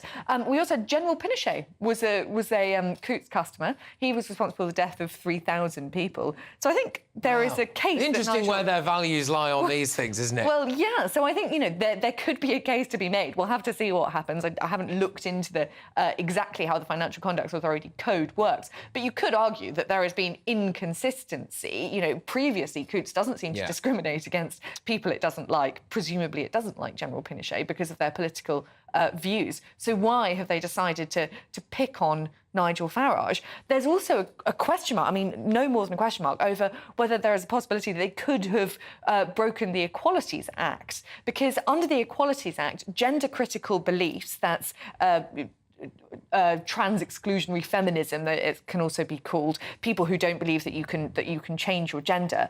That political belief is protected under the Equalities Act. And one of the reasons why Coutts has specified that it didn't want Nigel Farage as a customer was that he retweeted a so-called transphobic tweet of Ricky Gervais's. Now, Nigel Farage could make the argument that he was simply expressing his gender-critical beliefs, which are protected under the Equalities Act. Or that he found something funny. Or that he found something funny, exactly. But there is an argument that, you know, you cannot discriminate against someone on because of specific philosophical beliefs, one of which is gender-critical beliefs. So it could be that Coutts gets into quite a lot of trouble. But as you say, it's bigger than Coutts. There could well be other banks that are doing the same thing. We know that Jeremy Hunt was turned down for a Monzo account and he was never told why. So banks are turning people down all the time, and it'll be really interesting to see what happens when the government introduces new laws which say that banks have to explain why they're turning people down, what comes out of the woodwork. Olivia, thank you very, very much. Olivia Utley there, our political reporter. Well, look, viewers, regular viewers and listeners might well remember that on yesterday's programme we heard from a Reform UK candidate called Mark Hoth, who worked in banking for 25 years. He was part of Jack Carson's Wonderful People's panel in Birmingham. I'm delighted to say that he joins me now. Good stuff. Yes, great to have you on the show. Have banks been infiltrated by a few woke idiots and they are now cancelling people? Well, I think the thing that I said yesterday on the People's panel was very much about my experience, which was I started to see this creeping into the bank. I was very senior at the bank for 25 years, the bank that I worked for. And I think when you're encouraged to go on pride stuff and go on unconscious bias courses, I started to find that quite uncomfortable. And I'm not suggesting for one reason that while I was at the bank that I worked for that they didn't open people's accounts because of their political views. But I did start to see that the whole kind of diversity and woke agenda was starting to creep in. And you can see it now when you look at, you look at Coutts and I think it was a couple of weeks ago, and it was all branded up with rainbow flags, etc., etc. And the point I was making yesterday at the People's Panel was people aren't interested in that. No. Customers want to know what their savings rate are, what the interest rate is on their mortgages, and how's the customer service. Well, they're not interested in what their Stonewall rating is, but they trumpet that type of thing like it's something to really be proud of. Yeah, no, exactly. And what perks you get as well. That's quite nice. Just the basics around what comes with using that product. We don't need all the bells and whistles, like whether or not you support the Pride agenda or anything along those lines at all. But there does appear to be an infiltration, not just with banks. It's very visible with banks because that's where all your money is, and that is massively important, and you can't really go on without that. But other companies, we've seen things like Wix, for example, which is just like a DIY hardware store that decided that they wanted to sponsor a float at some kind of Pride rally and say that, you know, anyone who thinks that women are women and men are men basically isn't welcome in a Wix store, for example. And there's loads of examples of this taking place right now. And I just wonder, if we start wheeling out the, well, you don't align with our brand's values thing, then that is a very slippery slope, because any company that decides that you don't align with their values can say, we don't need your custom, and it can block you from society. Yeah, and I think that's the danger with all of this, really. I mean, you know, these companies are forgetting actually what they're there for. They're there to make a profit. They're there to make good customer service for their customers. But they're not there to preach to us. They're not there to tell us what we need to think and what we need to do and what we need to think about, etc. And that's the thing that I find quite disturbing about all of this type of stuff, really. And I just sort of think to myself, you know, you use Wix as an example. There's plenty of examples when you go into a supermarket. You know, there's literally a month for everything now, whether it's a Pride Month, whether it's a Black History Month. I think this month is South Asian, Heritage Month. Is it? You know, at the end of the day, you know, I'm married to somebody that is from South Asian heritage. I bet she doesn't even know that this exists. No. I mean, look, you know, exactly. I imagine you'd already... The benefit for you with that, though, right, is you can maybe just about forget a birthday or maybe Valentine's Day, because that was one day, but you've got a whole month to get this right, mate. I better not. You've got a whole month to get this right, so there's no excuse now.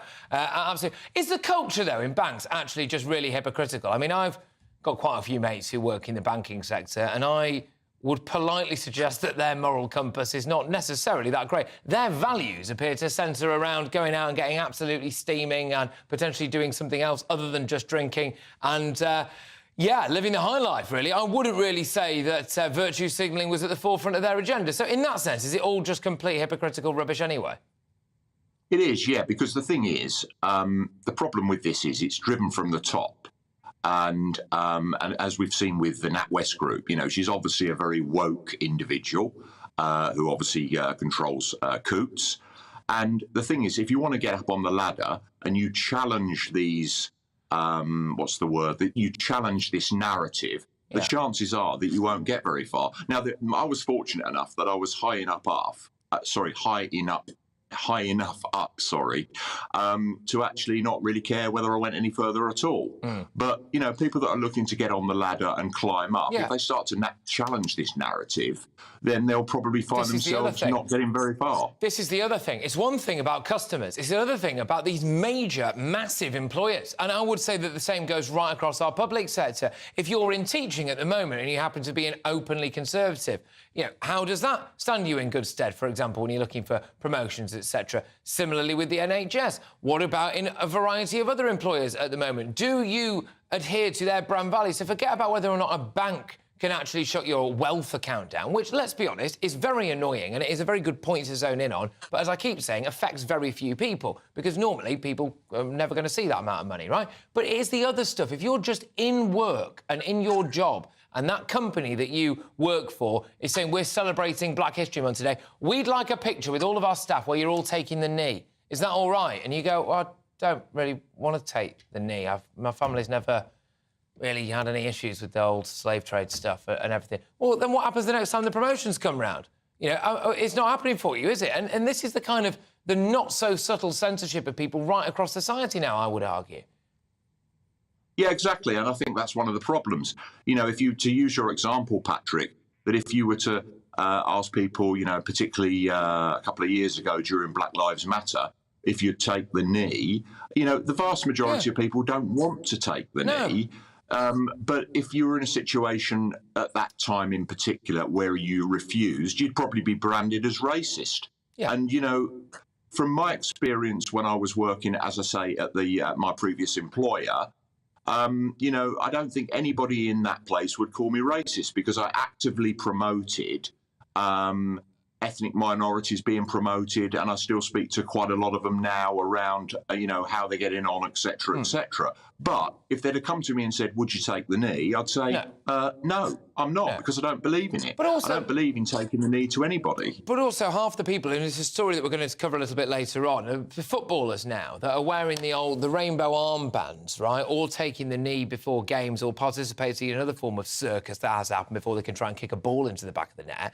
You know, going to Saudi Arabia, aren't they, for a load of money? What's the human rights situation like over there? What's the women's rights situation? What's the gay rights situation? There's stadiums that will no doubt have been built by slaves. What colour were those slaves, for example? And then we end up in a situation where they just go, oh, sorry, they're not the kind of morals that I want. Look, Mark, thank you very, very much. It's great to catch up with you again. And I believe I do I believe I do actually owe you a pint as well, because I said I would buy you. You do owe me a pint, yeah, Patrick, but unfortunately you're in Birmingham and I'm not, so there you go. Right, OK, Mark, take care. Mark Hoke there is a Reform UK candidate. Now, right, loads still to come. Coutts have released the following statement, though, and it's important, this. It is not Coutts' policy to close customer accounts solely on the basis of legally held political and personal views. Decisions to close an account are not taken lightly and involve a number of factors, including commercial viability, reputational considerations, and legal and regulatory requirements. Good.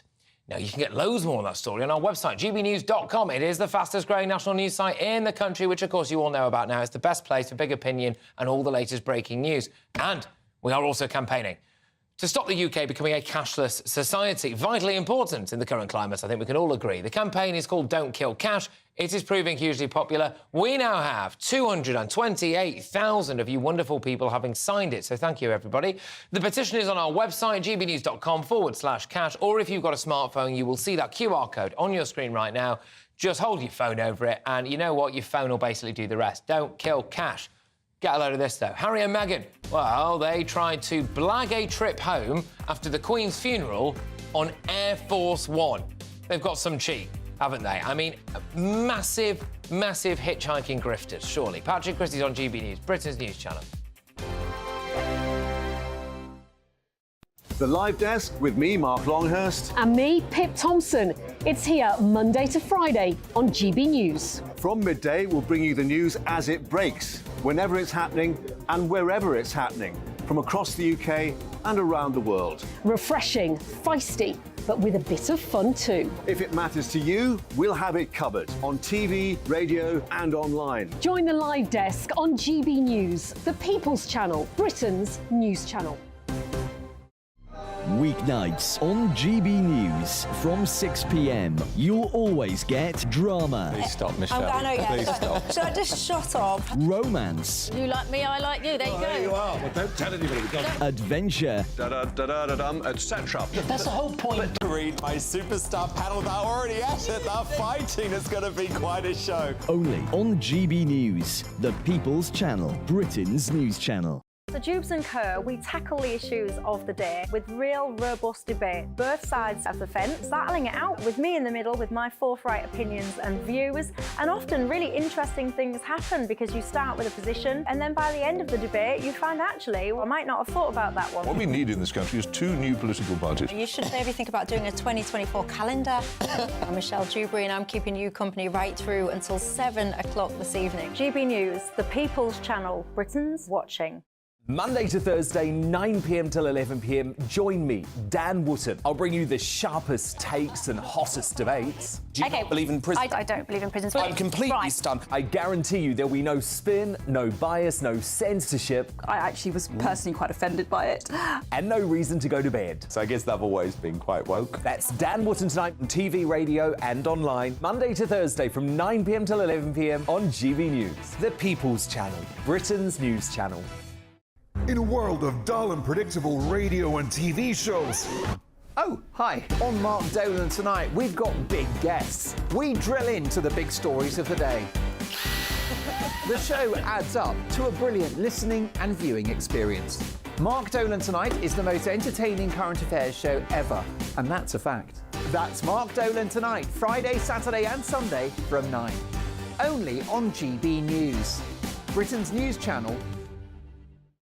Like all families, we have arguments every now and then, but actually we agree on what the mission of GB News is, and that's the most fundamentally important thing. GB News provides the kind of platform that lets all voices be heard. We don't hold back. We're free to say what we really think. Just because some people who live in a tiny little Westminster bubble think that their particular story is important, that's not the most important story for me. And often they will be difficult stories, stories that you won't find on the establishment media. Because what people think in the north of England may be very different to what they're thinking in the home counties. We're going to carry on telling the world what life is really like for households up and down the UK. We love to be in your car, in your kitchen as you're having your breakfast. Whatever you're doing, you are part of the show. If it matters to you, it matters to us. Britain's watching. Britain's watching. Britain's watching. We're proud to be GB News, The People's Channel. Britain's news channel.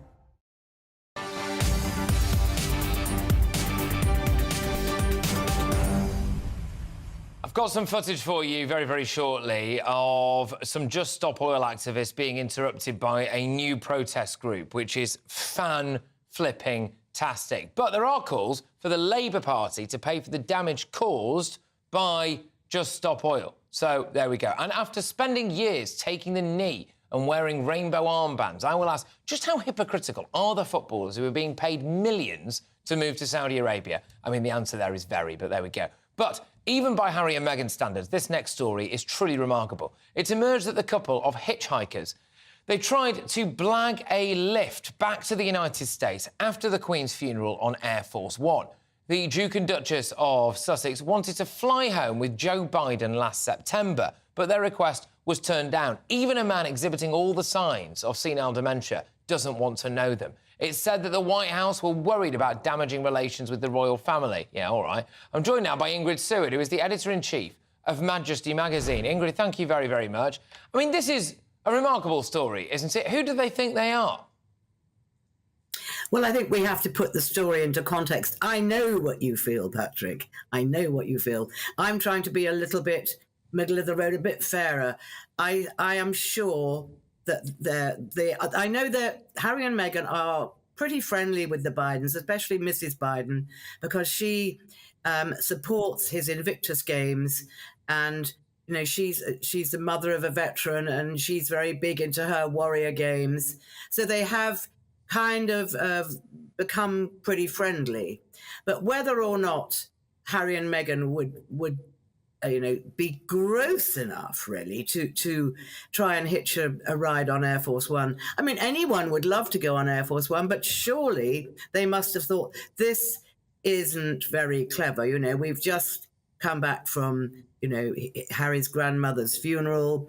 I know that they could, because they're not part of the royal family, they can be political, but how everyone would see it would be that it was a huge opportunity to put themselves out there, and get a huge amount of publicity. The concern would be, Ingrid, wouldn't it? Would be that stupid. Yeah, because the stupidity would come from it appearing as though you might be using your own grandmother's death to try to curry favour with the American elites, and that's a horrible look, isn't it? It's a horrible look, and I do agree with why you feel so strongly about it, Patrick. I do, but I just think we've got to be a little bit fair on them here. I mean, that we don't know the whole story. But it looks really bad, and they haven't. Funnily enough, their Archwell, who are very voluble normally, haven't come out and said this story is absolute rubbish, which I'm very surprised. No, exactly. And you mentioned, oh gosh, could they really be that stupid? And then you think, well, there was that non-high-speed car chase around New York, wasn't there? The Fast and the Spurious, and then there was numerous different things like the Netflix saga. Then there was Harry's book, and actually, you think maybe they can be that stupid. Do you think they're all right at the moment, Harry and Meghan? I mean, look, obviously you don't want to necessarily speculate about people's personal lives too much, but there's a lot of stuff going around at the moment about Meghan being pictured on her own all the time.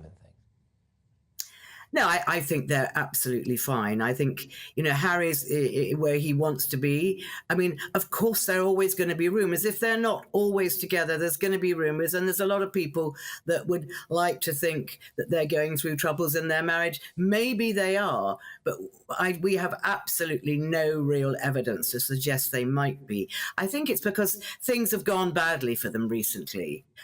They didn't get nominated for an Emmy in the Netflix drama Harry and Meghan, or actually, sorry, Meghan and Harry. Yeah. They didn't get nominated for that.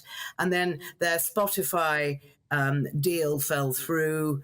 So Hollywood is a really tough place. So you're either super up there or you're just nowhere at all. And I think they're probably suffering from the latter at the moment. And people are seeing that really the only thing that they've actually offered in a positive way is their insight into the royal family.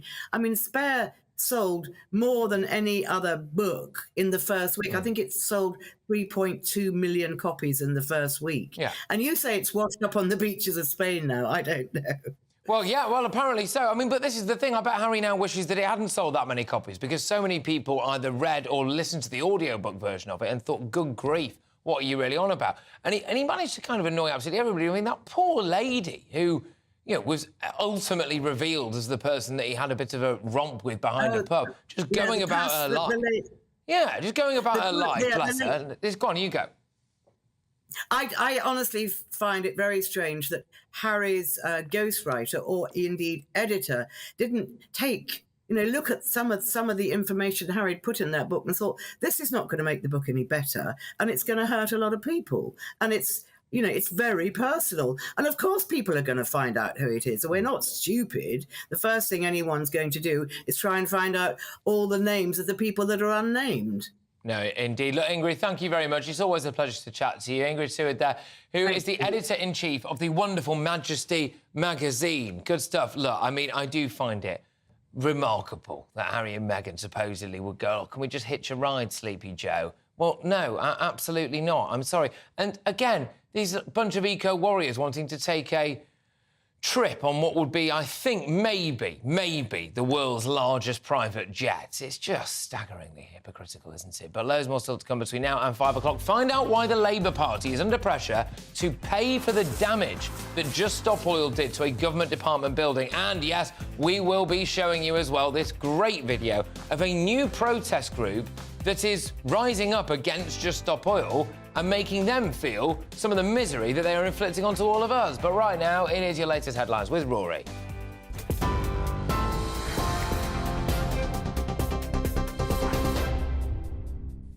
Thank you very much, Patrick. The illegal migration bill has been given royal assent by the King, meaning the legislation has become law. It means that people who come to the UK illegally will not have a right to stay and will be liable to be either returned to their home country or relocated to a safe third country. The NHS is on red alert for the next 48 hours as senior doctors walk out after rejecting a 6% pay rise. Matthew Taylor, the head of the body that represents NHS organisations, says strikes could end up costing hospitals billions of pounds. Mortgage rates have fallen for the first time since May. Both 2- and 5-year fixed-rated deals are down 0.02% on average, according to Moneyfacts. But those figures are still higher than their peaks during last year's mini-budget. That's you up to date, but you can get more on all of those stories by visiting our website. That is gbnews.com.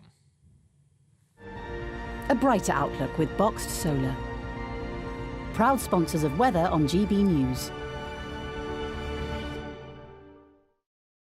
Hello again, it's Aidan McGivern here from the Met Office with the GB News forecast. Scattered showers once again across the UK, but sunny spells in between. Those showers ease overnight and it's going to be a cool night. We've got this northwesterly airflow across the country at the moment. Low pressure over Scandinavia, high pressure over the Atlantic, but weather fronts staying clear for the time being. And that means that although there are scattered showers around, they'll be fleeting, they'll be disappearing into the evening, and clear spells will break out fairly widely. Still some showers pushing into Northern Ireland, northern and eastern Scotland, and perhaps northwest England and Wales, but otherwise away from the showers. Temperatures temperatures dipping into the single figures, perhaps even the mid to low single figures for some sheltered parts of northern Scotland. So certainly a cool, some might call it a chilly start to Friday. Otherwise, plenty of sunshine from the word go, but cloud will build through the morning, and once again those showers will get going. Again, they'll be hit and miss. Not everyone will get showers. I think driest towards the southeast, but those showers will be most frequent across northern England, parts of Wales, eastern Scotland, and then longer spells of rain arriving by the end of Friday into Northern Ireland, a sign of things to come for the weekend. Saturday sees those spells of rain spread across much of the country, avoiding northern Scotland and southeast England for the time being.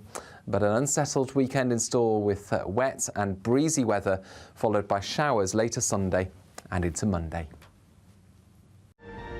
A brighter outlook with Boxed Solar. Proud sponsors of weather on GB News.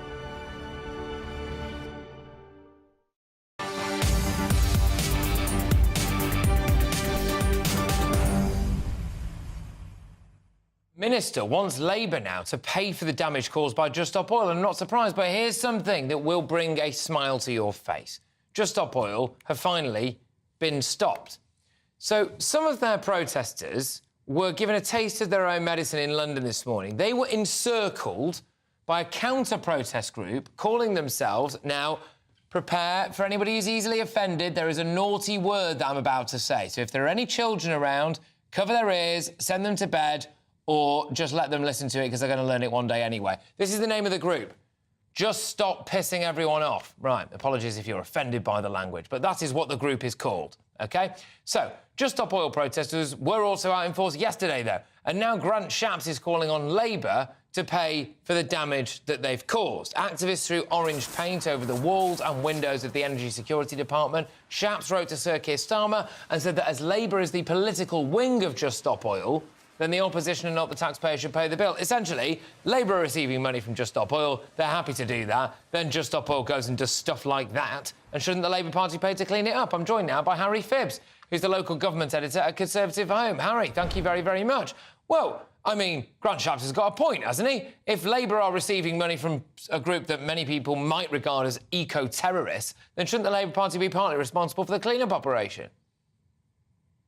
I've got a point. There's the Mr. Big in this is a man called Dale Vince, who's a very significant funder of the Labour Party. He's given them £1.5 million, and we don't know how much money is given to Just Stop Oil because they don't have the same rules the political party has. They don't have to publish all the details, but it's generally accepted that he's the main kind of money bags behind Just Stop Oil. So it's an astonishing thing, isn't it, that we've got this organisation that is actively, involved in trying to motivate people to commit crime, and somehow it's able to just carry on doing so. I mean, obviously the individuals involved should be held to account, but I do also think any group involved in incitement, in organising criminal activity, why aren't their funds being sequestrated? So I think probably legally it'll be Just Stop Oil rather than the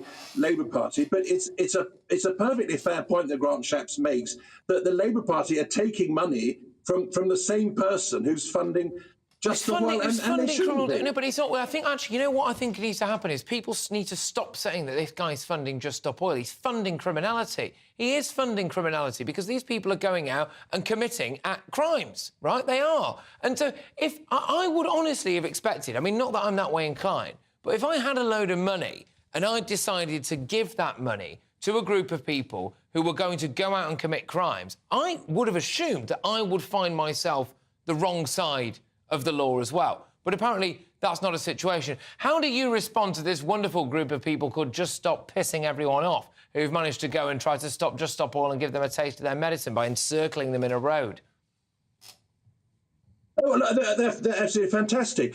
The only thing is that, I mean, what would be much better would be if it wasn't necessary for us to engage in these sort of magnificent vigilante efforts, because what should be happening is, of course, that the police and the courts should be dealing with these things robustly. Just to mention a lesson from history, I don't know, some of the older viewers might remember in the 1970s there was the Garden House Hotel riots in Cambridge, because we had a lot of these. They're now aging hippies. In the first generation of hippies, they were causing a lot of disruption then. And there was a man called Justice Melford Stevenson who said to them, look, you're not going to be indulged because you're middle-class protesters. I'm going to treat you as criminals. You've smashed up this hotel. You're going to prison. You're being deported. You are not going to be given special indulgent treatment, but because you're middle-class protesters. And that immediately, once those harsh penalties were passed, that immediately changed the situation, and there was very little trouble after that. So that's really what we need is tough, proper action rather than the police just standing by on the other side. It's the embodiment of entitlement and privilege, this lot, OK? So many of them are middle to upper class. They've got trust funds coming out their backsides, this lot. They would probably never have to work a day in their lives. They're disrupting everything left, right and centre. And then they look absolutely flabbergasted when a pregnant woman driving a car crashes it and her husband gets out and gives one of them a wallop. They've never been confronted by this stuff before. Goodness me, you can't do that. Excuse me, you've just painted this building orange, but there we go. Right, thank you very much, Harry Phibbs there, who's the local government editor at Conservative Home. Look, talking about the environment, OK, talking about the environment, I'm going to be joined in just a second, anyway, by Liam Halligan, who's, of course, our economics and business editor. Now, earlier on in the show, I spoke about the drive to give us all electric vehicles. Another big part of the drive towards net zero, of course, is wind farms. Now, Just Stop Oil, no doubt, will be listening very closely at this point. There's been a huge setback on that front today, and I think we can all agree that's... May they rest in peace. But joining me now is Liam Halligan, our economics and business editor, with On the Money. What's going on with wind farms, Liam? The economics of net zero is very contested, and there are two sides to every story. And it's not the fact that, you know, renewable energy is always cheaper or immediately leads to cheaper bills for households and firms. It doesn't. We generate some days 40, 50% of our electricity from renewables, and yet all our electricity is linked to the spot price of gas for all kinds of crazy reasons, in my view. So even though renewables are getting lots and lots of subsidies, it isn't feeding through into cheaper electricity. And what's just happened, Patrick, just in the last couple of hours, it's been announced that the Swedish company Vattenfall, which is one of the major offshore wind companies in the world, it's got this huge project off the coast of the UK, the Norfolk Boreas wind farm. It's designed to power 1.5 million British homes. If you think there are about 30-odd million households, that's a pretty chunky amount. It's meant to have 140 turbines. It's planned. Well, it's just been cancelled. It's just been cancelled because Vattenfall, the Swedish company, are saying that their costs are going through the roof because of supply chain issues, because of the costs of the steel and all very complex components to make these wind farms. And it's saying now that the so-called contracts for difference, that's the price for the electricity they generate that the government guarantees them in order to give them the incentive to invest all the money and take all the commercial risk. The Swedish company is saying that the contracts for difference now, it's not generous enough to make it worth their while to build this very complex wind farm. Now, two things spring to mind. The first thing, Patrick, on the one hand, I kind of get it because steel and all the other stuff has got a lot more expensive. On the other hand, you know, we've just seen a very, very sophisticated, wealthy Indian conglomerate, Tata, you know, extract, attract, win, whatever verb you want to use, £500 million off the British government in subsidies in order to build a gigafactory down in the West Country. Is it the case now that because other companies can see that the British government needs these political wins, it needs to have some good news to announce? Well, that's when clever business people can say, well, you can write that headline if you want, but we're going to make you pay for that headline. I mean, is what is going on here? Now, Vattenfall, the extremely reputable Swedish company, they're going to deny that, right? But I've been in this business a long time. I don't deride their denial to any degree at all. But a lot of what these big companies do, they hold guns to governments' heads. And when they know the government's in need of good political news, then they're going to start trying to extract subsidy. Is that what's going on here? I don't know. But it'll be interesting to see how many headlines this makes, because this is the reality. The economics of net zero is extremely complicated.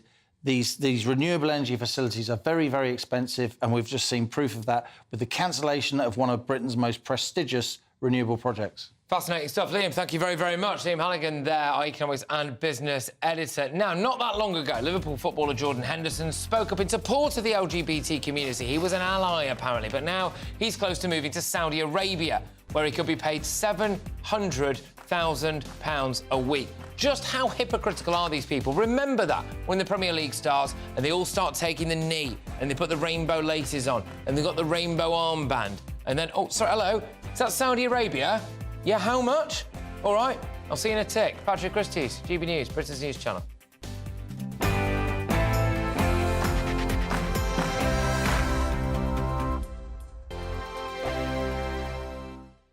What you get for breakfast is something that, if we do our jobs right, you will wake up to news that you didn't know the night before. It's a conversation. It's not just me and Eamon. We want to get to know you, and we want you to get to know us.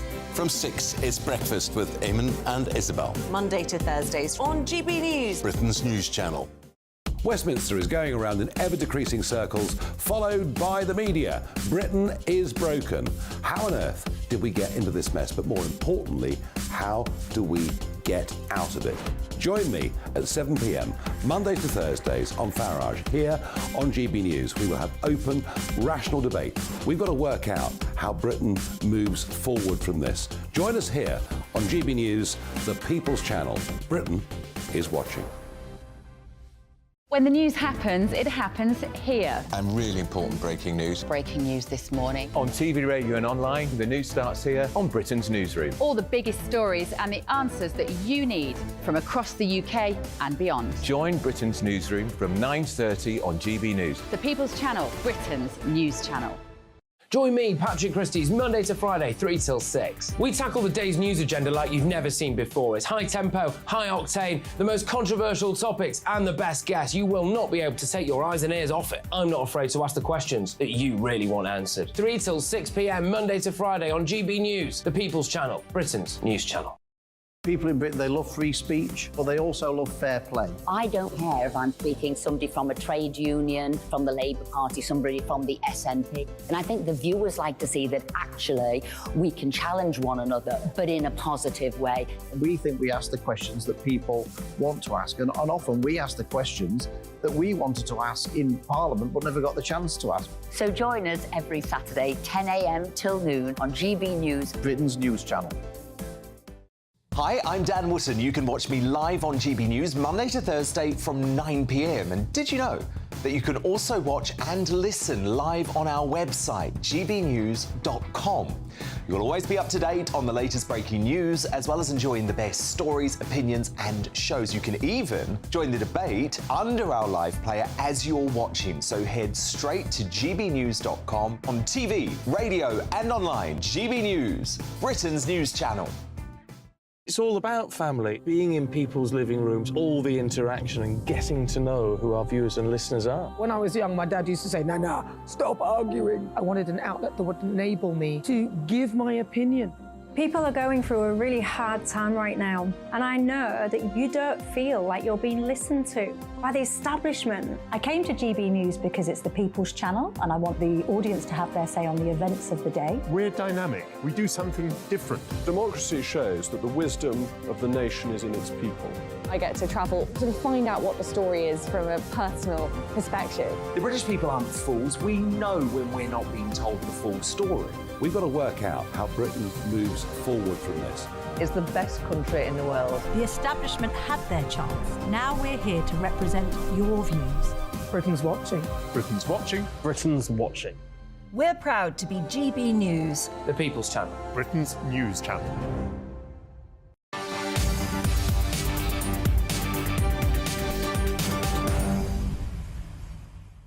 Right, loads more still to come, and very shortly I'll be talking to the expert view of a man whose job it is to hold banks to account, as we do not let off Coutts. But we often talk about Stonewall and LGBT rights on this show, not usually, though, about how they've infiltrated football. Now, every season, the Premier League has a Rainbow Laces campaign, which the players and the club embrace. That is, of course, despite not a single Premier League footballer coming out as openly gay.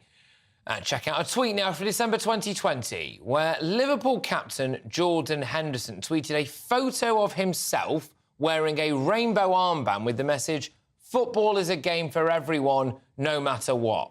Great stuff, very inclusive. Well done, Jordan, you massive trans and gay ally. But now Henderson is said to be close to moving to Saudi Arabia, where he will be paid, reportedly, £700,000 a week. Well, if he moves to Saudi Arabia, he will be just the latest in a stream of Premier League players who have signed multi-million-pound deals to move to the Middle Eastern country. I am joined now by TalkSport legend, Mike Parry. Mike, thank you very much. Look, the next time that I have to endure what can only be described as a parade of woke activity, they'll take the knee, then there'll be something rainbow-infused, and there'll probably be a blue heart for the NHS, and then eventually someone will try and kick a football into that flipping goal over there and collect their millions of pounds a month. Shall I just write that all off because they're just going to sell their values down the river to move to Saudi at some point? Let me bring you right up to date. Patrick, everything you've said is right. You know, all the old LGBT, rainbow laces and all that. That's great until, as you've just pointed out to your millions of viewers and listeners, you get offered £700,000 a week. But the latest update, which you may have not have found out about, is that Marco Silva, who is the manager of Fulham, who only 3 years ago was sacked by Everton for not being very good, has been offered £40 million on a 2-year deal to manage a Saudi Arabian football club. That's £20 million a year. Now, when those sort of figures are introduced into the equation, believe me, all your principles, all your rainbow laces, all your hopes and desires to change the world for the better go woof, right out of the window. Believe me, right out of the window. You've already told us about Jordan Henderson's £700,000 and the rainbow armband he was wearing. It all started, you know, really, with the icon of football in this country, David Beckham.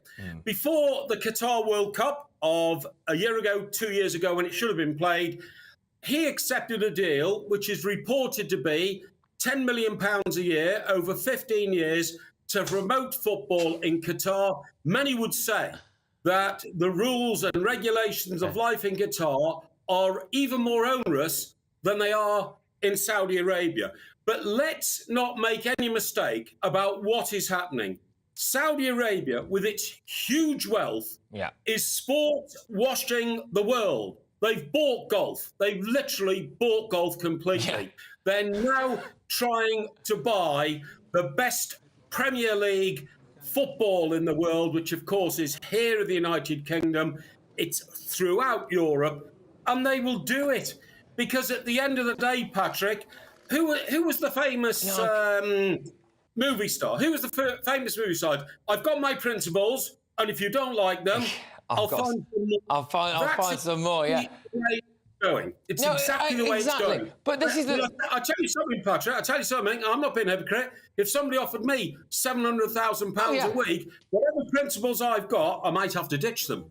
But also, I mean, I don't know, Mike, but I've never seen you taking the knee or parading around with a rainbow armband on and telling everybody that they need to behave a certain way and that football's a game for everybody. So actually, you wouldn't be that much of a hypocrite. You'd just end up being really, really wealthy, and that's absolutely fair enough. But this is the thing now. I look at the likes of people who, the next time they all take the knee before a game, I just think, right, stop it. Get up, kick a ball around, because actually it means nothing to you. I think if you paid Premier League footballers enough money, they would burn a rainbow flag.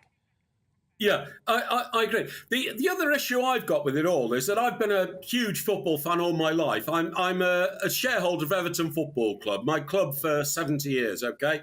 And I'm a season ticket holder there. But some great footballing talent in this country are going there not just for the money, but for the fact that they can't get a job here now. So Steven Gerrard, for instance. Steven Gerrard, magnificent footballer, a man who led football to the Champions League trophy, OK?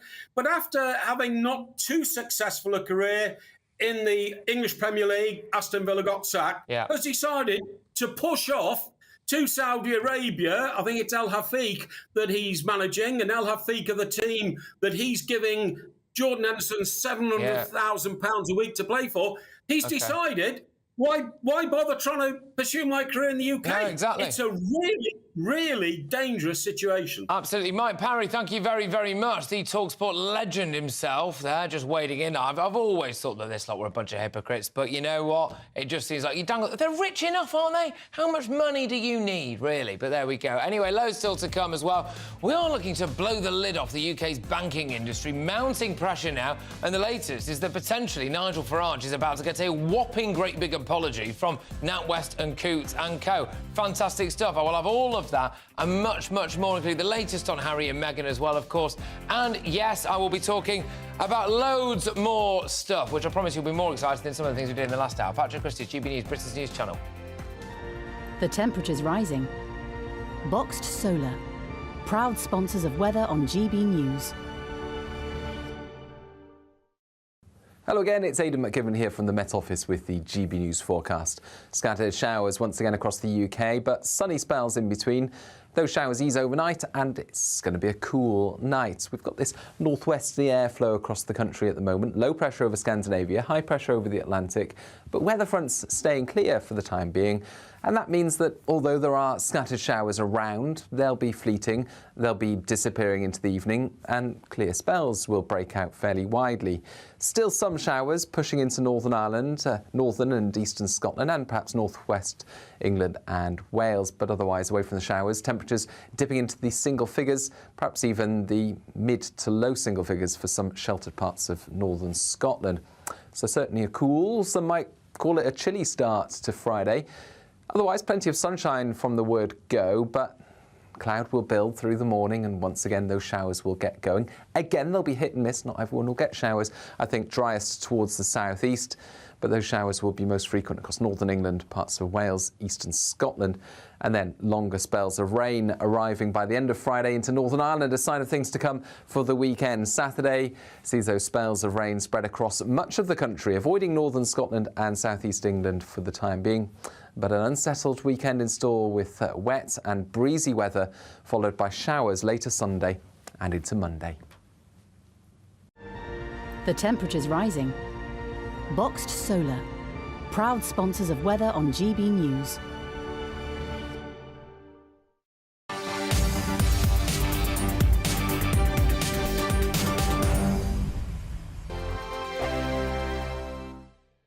The Live Desk with me, Mark Longhurst. And me, Pip Thompson. It's here Monday to Friday on GB News. From midday, we'll bring you the news as it breaks, whenever it's happening and wherever it's happening, from across the UK and around the world. Refreshing, feisty, but with a bit of fun too. If it matters to you, we'll have it covered on TV, radio and online. Join the Live Desk on GB News, the People's Channel, Britain's news channel. Weeknights on GB News from 6 p.m. You'll always get drama. Please stop, Michelle. I know, yeah. Please stop. Should I just shut up? Romance. You like me, I like you. There you go. There you are. Well, don't tell anybody. Adventure. Etc. That's the whole point. And action. Sergeant, the big read, my superstar panel, they're already at it. They're fighting. It's going to be quite a show. Only on GB News, the People's Channel, Britain's news channel. So Jubes and Kerr, we tackle the issues of the day with real robust debate, both sides of the fence, battling it out with me in the middle with my forthright opinions and views. And often really interesting things happen because you start with a position and then by the end of the debate you find actually, well, I might not have thought about that one. What we need in this country is 2 new political parties. You should maybe think about doing a 2024 calendar. I'm Michelle Dewberry and I'm keeping you company right through until 7 o'clock this evening. GB News, the People's Channel, Britain's watching. Monday to Thursday, 9 p.m. till 11 p.m. Join me, Dan Wootton. I'll bring you the sharpest takes and hottest debates. Do you not believe in prison? I don't believe in prisons. I'm completely stunned. I guarantee you there'll be no spin, no bias, no censorship. I actually was personally quite offended by it. And no reason to go to bed. So I guess they've always been quite woke. That's Dan Wootton tonight on TV, radio and online. Monday to Thursday from 9 p.m. till 11 p.m. on GB News. The People's Channel, Britain's news channel. In a world of dull and predictable radio and TV shows. Oh, hi. On Mark Dolan tonight, we've got big guests. We drill into the big stories of the day. The show adds up to a brilliant listening and viewing experience. Mark Dolan Tonight is the most entertaining current affairs show ever, and that's a fact. That's Mark Dolan Tonight, Friday, Saturday and Sunday from 9. Only on GB News, Britain's news channel. Like all families, we have arguments every now and then, but actually we agree on what the mission of GB News is, and that's the most fundamentally important thing. GB News provides the kind of platform that lets all voices be heard. We don't hold back. We're free to say what we really think. Just because some people who live in a tiny little Westminster bubble think that their particular story is important, that's not the most important story for me. And often they will be difficult stories, stories that you won't find on the establishment media. Because what people think in the north of England may be very different to what they're thinking in the home counties. We're going to carry on telling the world what life is really like for households up and down the UK. We love to be in your car, in your kitchen as you're having your breakfast. Whatever you're doing, you are part of the show. If it matters to you, it matters to us. Britain's watching. Britain's watching. Britain's watching. We're proud to be GB News, The People's Channel. Britain's news channel.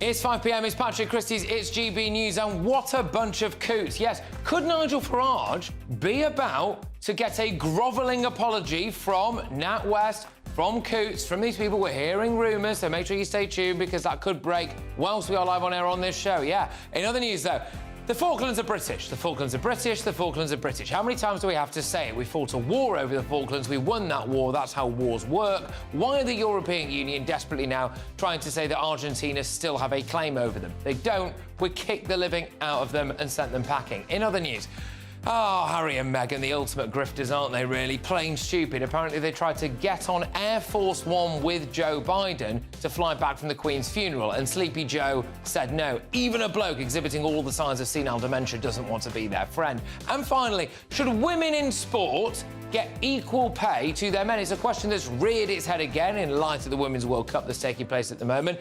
I will be speaking to a female MMA fighter. Live on air, Patrick Christys, GB News.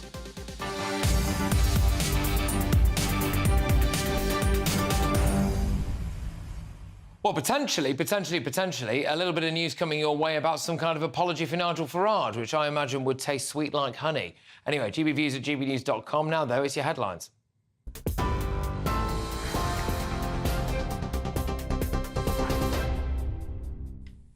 Thank you very much, Patrick. I'm Rory Smith in the GB newsroom. The illegal migration bill has become law. It will prevent people from claiming asylum in the UK if they arrive through unauthorised means. The government also hopes the changes will ensure detained people are removed either to their home country or to a third country. The Home Secretary, Suella Braverman, says the focus is now on appealing to the Supreme Court to make Rwanda one of the countries people can be sent to. Strikes by health workers could end up costing hospitals billions of pounds. That's according to Matthew Taylor, the head of the body that represents NHS organisations. He says they're on red alert for the next 48 hours as senior doctors walk out to overpay. He says health leaders are deeply concerned by the impact that strikes are having. Consultants have rejected an offer of a 6% pay rise.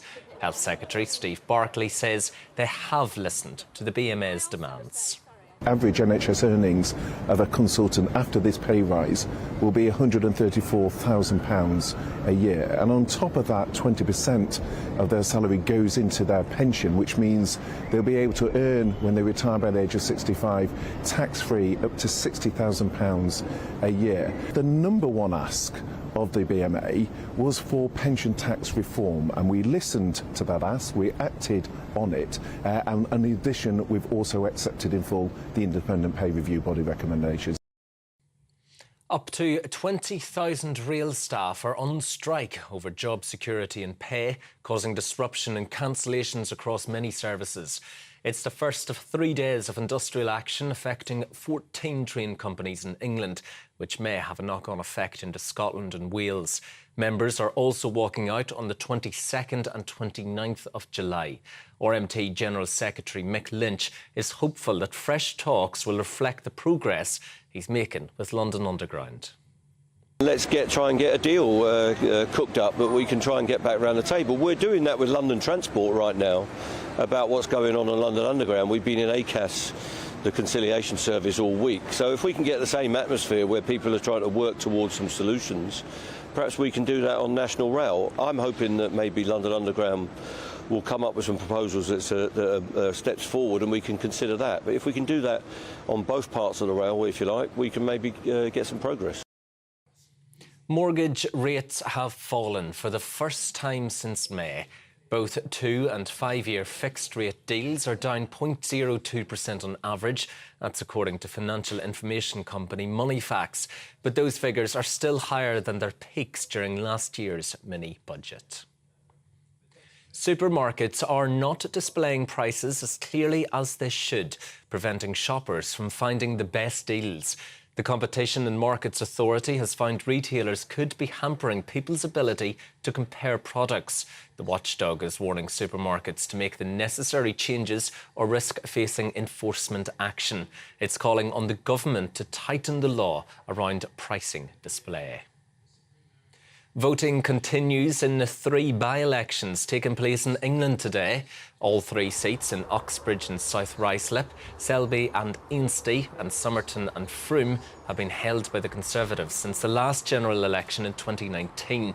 Polling stations close tonight at 10 o'clock, and constituents are being reminded to bring photo ID with them. Parents who fail to pay child maintenance will face tougher sanctions after new laws were passed today. The Child Support Enforcement Act was passed by a private member's bill. The Department of Work and Pensions will now be able to impose tougher penalties on non-paying parents, such as forcing the sale of property and taking away passports and driving licences through a quick and simple administrative process. Due to the new law, families will be paid faster and unpaid child maintenance can be claimed through the DWP instead of applying to court. 5 whale sharks have been rescued after becoming trapped in fishing nets in ocean waters off Indonesia and Papua New Guinea. Underwater footage shows the divers cutting and pulling away the so-called ghost nets and gently freeing the whale sharks. Well, every year, millions of marine animals are either killed or injured due to this discarded fishing nets. The whale shark is the largest species of fish and it's on the red list of vulnerable species. This is GB News. We'll bring you more as it happens. Now, though, back to Patrick.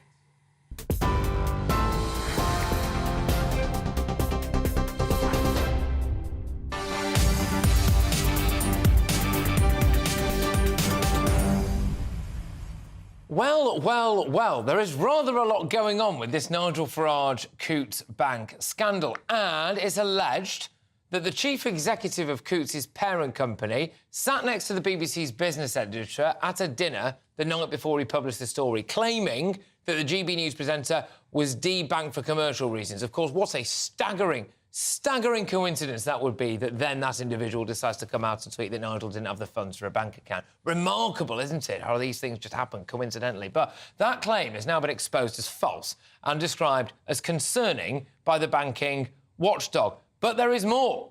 There is much more. I'm just going to read out a headline now. NatWest CEO preparing to apologise to Nigel Farage over Coutts' banking fiasco. We understand that this may well happen after close of play today, so that would probably mean, if indeed it does happen, in about 22 minutes' time, which we will, of course, bring to you live here on this show. John Sopel, formerly of the BBC, a man who used his newfound freedom from the BBC to go and sit next to Emily Maitlis, formerly of the BBC, and a couple of other people formerly of the BBC, and interview people like Tony Blair, who, of course, you know, he's a very establishment figure. Anyway, right, basically, he's now also apologised to Nigel Farage. So it's coming in thick and fast. Here to pick through this hot mess is GBNews' political reporter, Olivia Utley. Good grief, they actually might be about to say sorry. Yeah, I mean, Alison Rose has been under a lot of fire today. She is the CEO of NatWest, and as we've discovered, she sat next to Simon Jack, the business editor of the BBC, at this gala dinner. And the next day, Simon Jack published this story, which has now proved to have been false, saying that the reason why Coutts debanked, as they put it, Nigel Farage, is that he didn't have enough funds to hold a Coutts account. Now, if Alison Rose shared that information with Simon Jack, there are quite a lot of problems there. Firstly, as Nigel Farage's bank manager, essentially, she shouldn't be sharing details about his financial situation. That's the kind of thing that if you were to, again, just hypothetically here, sue for, you might end up earning enough money to open a Coutts account. Well, exactly. So obviously she shouldn't, if indeed she did share any private information with Simon Jack, she shouldn't be doing that on purely sort of ethical grounds. Then also, of course, did she lie? I mean, from the Coutts dossier, which Nigel Farage has seen, which has been published in large extraction on The Telegraph today, it sounds very much as though Coutts were using the excuse of Nigel Farage's mortgage fixed rate coming to an end in order to terminate their relationship with him because, and this is a quote, his views don't align with the bank's brand, essentially. Yeah. So first, she disclosed information she shouldn't have disclosed, seemingly. Secondly, she appears to have lied. Should she be able to keep her job? I mean, there are those who are saying that she needs to apologise, and then there are those who are saying Peter Bone, a pretty influential Conservative backbencher, is saying that she should go in front of the Treasury Select Committee and answer some questions about whether Coutts is still a bank or whether it's a sort of project for social engineering. Well, presumably, though, the values of Coutts and NatWest and stuff would incorporate openness and transparency and honesty, one would have thought. I mean, those would be the kind of pillars, the core pillars by which you would build any virtuous organisation. So, I mean, she should welcome, I think, as much scrutiny as possible. Well, yes, and of course, another big problem for Alison Rose is that although Coutts is a private bank, NatWest is partially taxpayer-funded. It was bailed out by the Labour government in 2009, I think, and the taxpayer owns, I think it's something like 36% of NatWest. So, in some respects, you know, this is a taxpayer-funded organisation, and should it be able to discriminate against people because of their political beliefs? Well, a lot of people are pretty outraged about that. Well, also, these political beliefs are actually mainstream. So, for example, Brexit, I mean, we had a referendum on that, and more people voted for Brexit than voted Remain. That's why we, in some way, shape or form, got Brexit done. The pushback against net zero, that has loads of traction. Immigration, well, I'm sorry, but at the last however many general elections, the British public has voted for a party that has actually wanted to put lower migration on the agenda. I'm just going to go back to Olivia before I go to my next guest here, who will be Cameron Perry, who is, of course, the CEO of Tally Money. I'll come to you in a second, Cameron. Has there been some kind of little development, do we think? A little bit of breaking news. Right. The government has acted very, very quickly on this. Nigel Farage has been praising the Conservative government. And today, ministers have announced just now that they will make it harder for banks to close accounts with people. Banks will have to explain why they're closing accounts with people. So this has all reached ahead, really. Right, good stuff. This is coming to a conclusion now, in a sense, for Nigel Farage.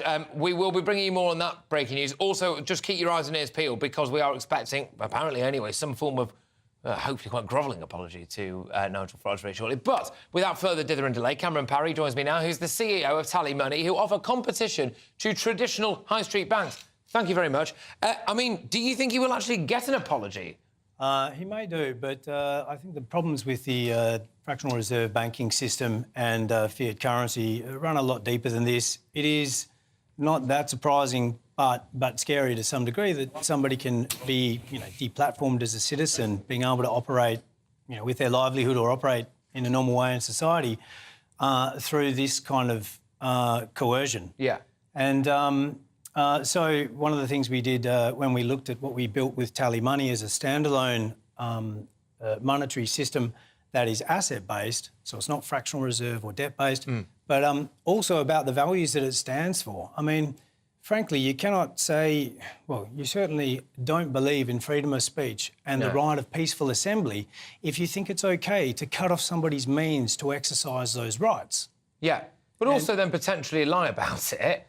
And all of this. I mean, actually, to try to claim... This is really where it all crumbles down for me with a lot of this kind of ideology, right? Because it's all very well and good saying... Because it's skin deep. It's all very well and good saying, oh, this is our core set of beliefs. But then in order to try to enforce a lot of those beliefs, all too often they act in a very underhand way, which undermines it completely. But you were saying something to me just off air, which I thought was fascinating, actually, which was about the idea that the people who are currently representing the top brass of things like NatWest and Coutts really have no right to try to put their own morality onto what is a very historic organisation. Well, that's right. I mean, Coutts was, I think, founded back in the late 1600s. It's been going for over 300 years. Somebody currently is in charge of running it at an executive level. They're using the means that somebody else built, and many people built, over a long period of time to push forward what, as you say, what their belief system is. It's not that I'm judging what they think, but it's complete hypocrisy, you know, for what they're doing, and also they're lying hypocrites because, as we know, they've been lying doing it. That's just not right. I mean, we should just kind of call it as it is. But just talk to me a bit about the ideology and the infiltration of it, just in the world that you operate in anyway. Because I said this earlier on, I don't mind saying it again. You know, I've met quite a few people who are, you know, younger and a bit up and coming in the banking industry and, you know, in money in general. I've got to be perfectly honest with you. I wouldn't necessarily associate core woke values with the way that they choose to behave, certainly at the weekends. And I mean, is there a really big woke culture going on in banking at the moment, or is it just a few people at the top? That's a good question. Look, we actually stand to compete fundamentally against the fractional reserve banking system. So Tally is a standalone thing where you just own your asset. We all walk around with a little supercomputer in our hand, being our smartphone. We have property rights. Every unit of Tally's a milligram of gold. That's what you own. It's a custodial relationship, so there's no... with a bank, you're the bank's unsecured creditor. Banking actually as a system is a lending system. We just don't do any of that. Some lending in society is not a bad thing, but too much debt is obviously terrible.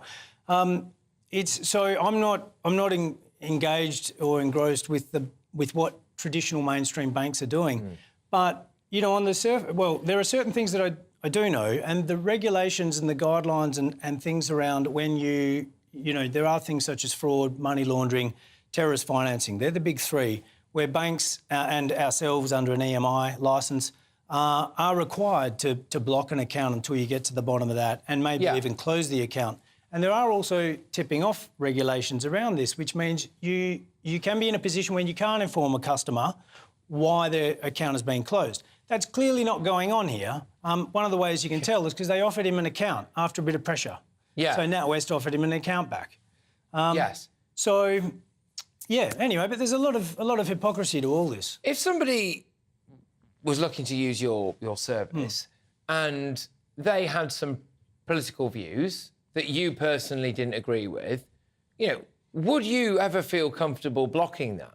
No, absolutely not. I don't care if you're Nigel Farage, Jeremy Corbyn, Jeremy Hunt. It matters not. I believe that people should be able to access the money that they earn with their time, and they should have the right to that, the legal right to that money. And I think we've got some structural problems in the current system that's not the case. And it's not just regulation. There are legal... You're not the legal owner of the money that you think you have in banking. You've lent it to the bank. That's why they pay you interest. So there's just some things like that are not very transparent in banking, and people, you know, frankly, are better things to worry about in their lives, so they're not too concerned until it becomes a problem for them. But, yeah, this problem's not going away. I mean, if you think about what the advent of central bank digital currencies, which is what governments are sort of around the world pushing towards, you've even got lesser line or layers of defence against this kind of behaviour. Yeah, I do find it absolutely astonishing, really, that we're in a situation now where somebody can so, for such a schoolboy way, be caught out as well, because you know that there are these subject access requests, and at least cover your tracks, for goodness sake. I mean, probably don't do it at all, but at least cover your tracks if you are going to do it. Look, can I just say a massive thank you for you coming into the studio. And thanks very much for having us. It'd be absolutely great to have you on and to have your insight as well. That's Cameron Parry there, is the CEO of Tally Money. OK, I do have a little bit of breaking news to bring you now.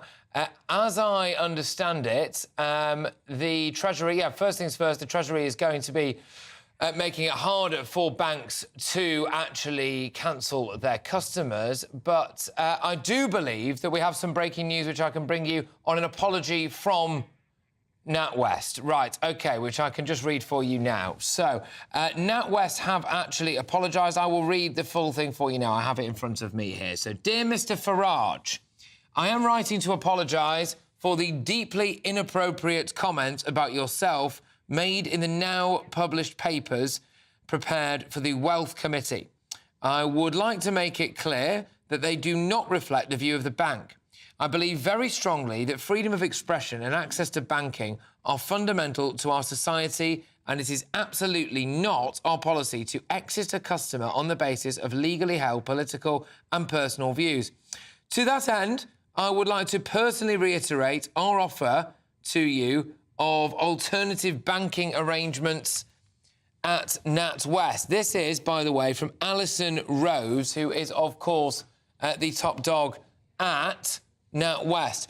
She goes on to say, I fully understand yours and the public's concern that the processes for bank account closure are not sufficiently transparent. Customers have a right to expect their bank to make consistent decisions against policy, against publicly available criteria. And those decisions should be communicated clearly and openly with them within the constraints imposed by the law. I will just finish off this statement now. This is, of course, all but been sent to Nigel Farage from the Chief Executive Officer of NatWest Group. To achieve this, sector-wide change is required, but your experience, highlighted in recent days, has shown we need to also put our own processes under scrutiny too. As a result, I am commissioning a full review of the Coutts process for how the decisions are made and communicated to ensure that we provide better, clearer and more consistent experience for customers in the future. If you are just joining us and wondering why I'm reading this off a laptop, it is because it is just dropped in my inbox right now. This is the apology to Nigel Farage from the CEO of Coutts. I will finish it off. The review will be reporting to me at NatWest Group CEO. And finally, I welcome the FCA's reviews of regulatory rules associated with politically exposed pensions or persons, and we will implement the recommendations, etc. Anyway, that is a essentially, well, quite grovelling apology, really, from the CEO of the NatWest Group. Joining me in the studio right now is Liam Halligan, our economics and business editor. Yes, Liam, so this has literally just landed, in case anybody couldn't tell, and this is an apology from the CEO of NatWest to Nigel Farage. Well, we knew this was coming, but so quickly. The political pressure must have been intense for a major clearing bank with 19 million customers to literally, bash out an apology and spread it around the country's, the world's media, because the world is watching this so quickly, shows that the powers that be, if you like, right to the top of government must have been furious at this. And I think it's so interesting. I was sitting here yesterday morning, Grant Shapps was coming through. Grant Shapps, somebody high up in the Tory party. This is a bloke, Nigel Farage, has spent his entire adult life winding up the Tory party.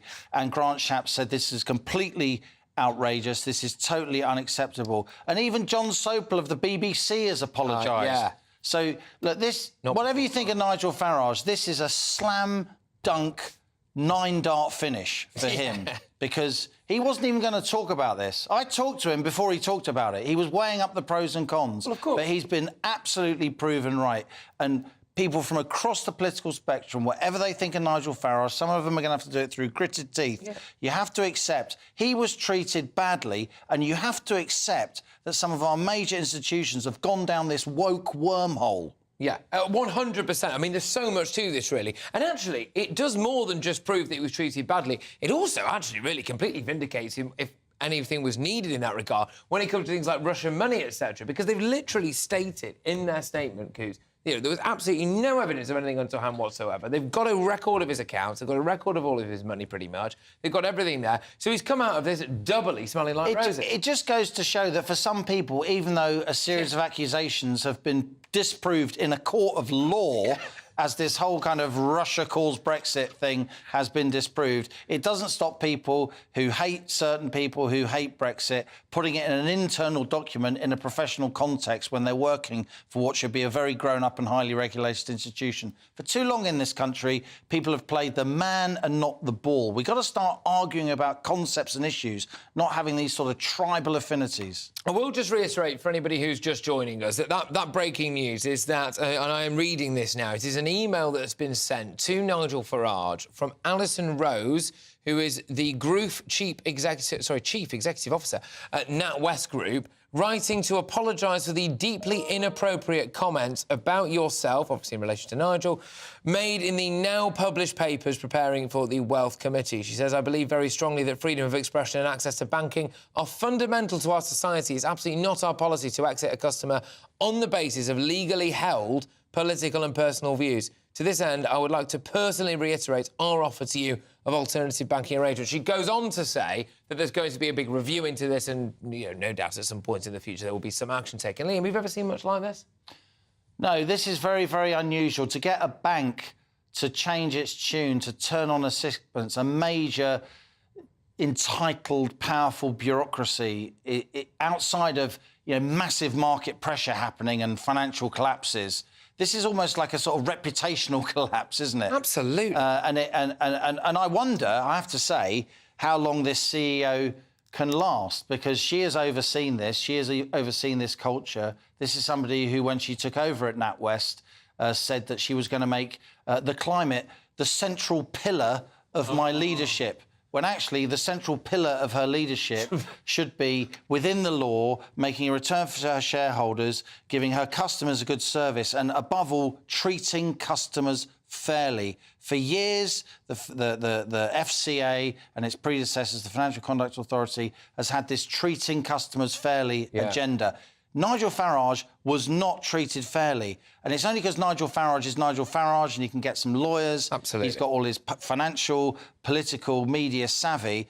How many of the rest of us are being done a disservice by institutions in this country without our knowledge? Yeah, exactly that. And that is the thing as well, because people hear a lot, don't they, about the idea of wealth account, and they hear the name Coutts being bandied about, and they think, well, that's never going to affect me. And that's fair enough. Most people in this country will never have the resources like that. But it is not a giant leap to go from a company like a bank to, I would argue, high street stores and other elements of our economy where they can go, well, I don't like you very much, you do not align with our brand values. And then, before you know it, you are cancelled as a person. Olivia Rutley joins me now, our political reporter. Olivia, politically speaking, this is a massive win for Nigel as well. Oh, it's an absolutely massive win for Nigel, and it just proves how good Nigel Farage is at dominating the media cycle for days on end. But it is astonishing, as Liam said, just how quick the reaction to this has been. We've got this letter from the CEO of NatWest Group. I mean, 19 million customers. And today as well, 20 minutes ago, we had a reaction from ministers saying that they are going to make it more difficult by law for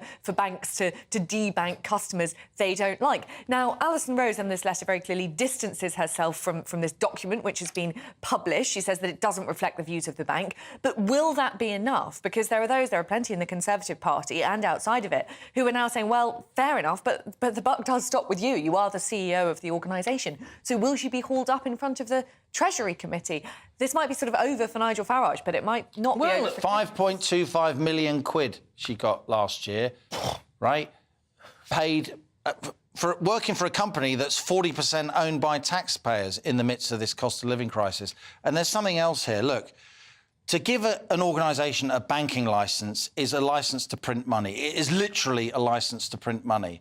And there are so many disruptor banks in this country who aren't being given banking licences because there's, the establishment and an old boys club and they're not the right and proper fit person, yada, yada, yada. We desperately need competition in our financial services industry so ordinary people get a better deal. And it's indicative of a lack of competition that senior executives feel that they can spend their time droning on about inclusivity rather than actual commerce. And there should be, with a banking licence, a universal service obligation. So pretty much anyone in this country can get a bank account. Because it's not just, politically suspect people in the eyes of the banks like Nigel Farage who aren't getting bank accounts. How about if you're a window cleaner who takes cash? Or you're a bricklayer, or you're trying to run a small business out the back of a van? Bank accounts are being taken away from people all the time in increasing numbers. There are almost 2 million people in the UK now without a bank account. And as banks, on the one hand, withdraw banking facilities and then withdraw cash, we're going to end up with loads of people who cannot function in a modern society. Well, that is it. Now, as part of this apology, she goes on to say that they will be reporting to her as CEO. I think that might be wishful thinking, if indeed there is going to be some kind of resignation there. Potentially some people would think that there should be as well. This review will be reporting to me as NatWest Group CEO. Now, she goes on to say, I welcome the FCA's reviews of regulatory rules associated with politically exposed persons. What she doesn't mention is whether or not she's potentially broken GDPR.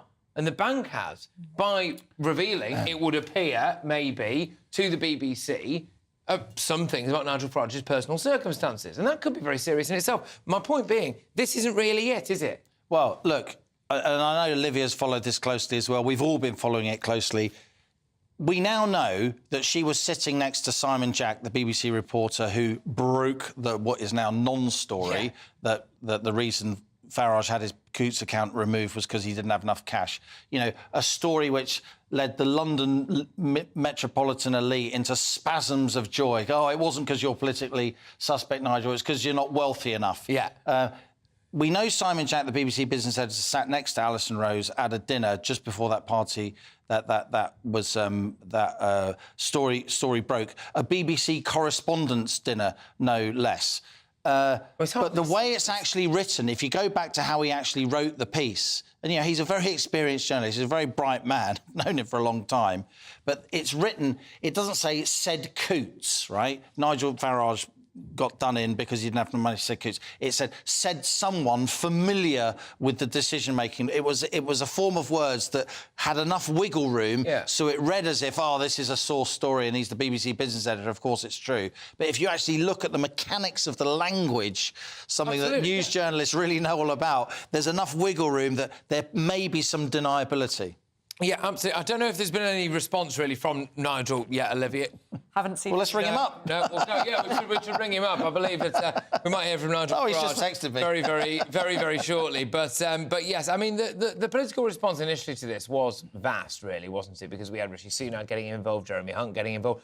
Although we did not have Keir Starmer throwing his support behind Major mistake. Nigel Farage. It's a very tricky moment for Keir Starmer, this, because we did have, you know, there were figures from the left weighing in and saying, I disagree with everything that Nigel Farage stands for, but I am worried about the free speech angle. Keir Starmer clearly felt that his own Labour members, and of course his own Labour members are very important to him today of all days with the by-election taking place this week. He clearly felt that it would annoy them too much if he was seen to in any way take the side of Nigel Farage. But as Liam says, that could well turn out to be a mistake, given that Nigel Farage has so very comprehensively been proved right, and we now have this grovelling apology from Alison Rose. Should he not be standing up there defending free speech if he wants to be our next Prime Minister? Well, indeed. And Liam, you said that was a massive mistake. It is a mistake. Look, there are people both on the left and right of our politics, OK, who all they care about is being on the same side as their friends, right? They don't actually care about the substance of the argument. And far too much of British politics, and frankly, the British media class is like this. I will back you because you're a nice person and we work for the same newspaper or whatever it is. But the public, what the public wants to see is politicians looking at arguments and coming to a decision aside from tribalism, aside from party politics. What is the right thing to do and say? And that's why I must say I really admire what Grant Shapps did. He was literally... The story was breaking. He read the story pretty much live on air and he said, that's absolutely outrageous. You know, in defence of somebody who is his sworn political enemy, whose mission in life is to destroy the Conservative Party. And for Keir Starmer to not be a grown-up and to worry more about what his really hectoring hard left backbenchers are going to worry about him, rather than worrying about what Middle England and ordinary decent people are going to think, Labour and Tory voting, because clearly this is mad. Some of my closest Remainer friends have been in touch with them. This is outrageous.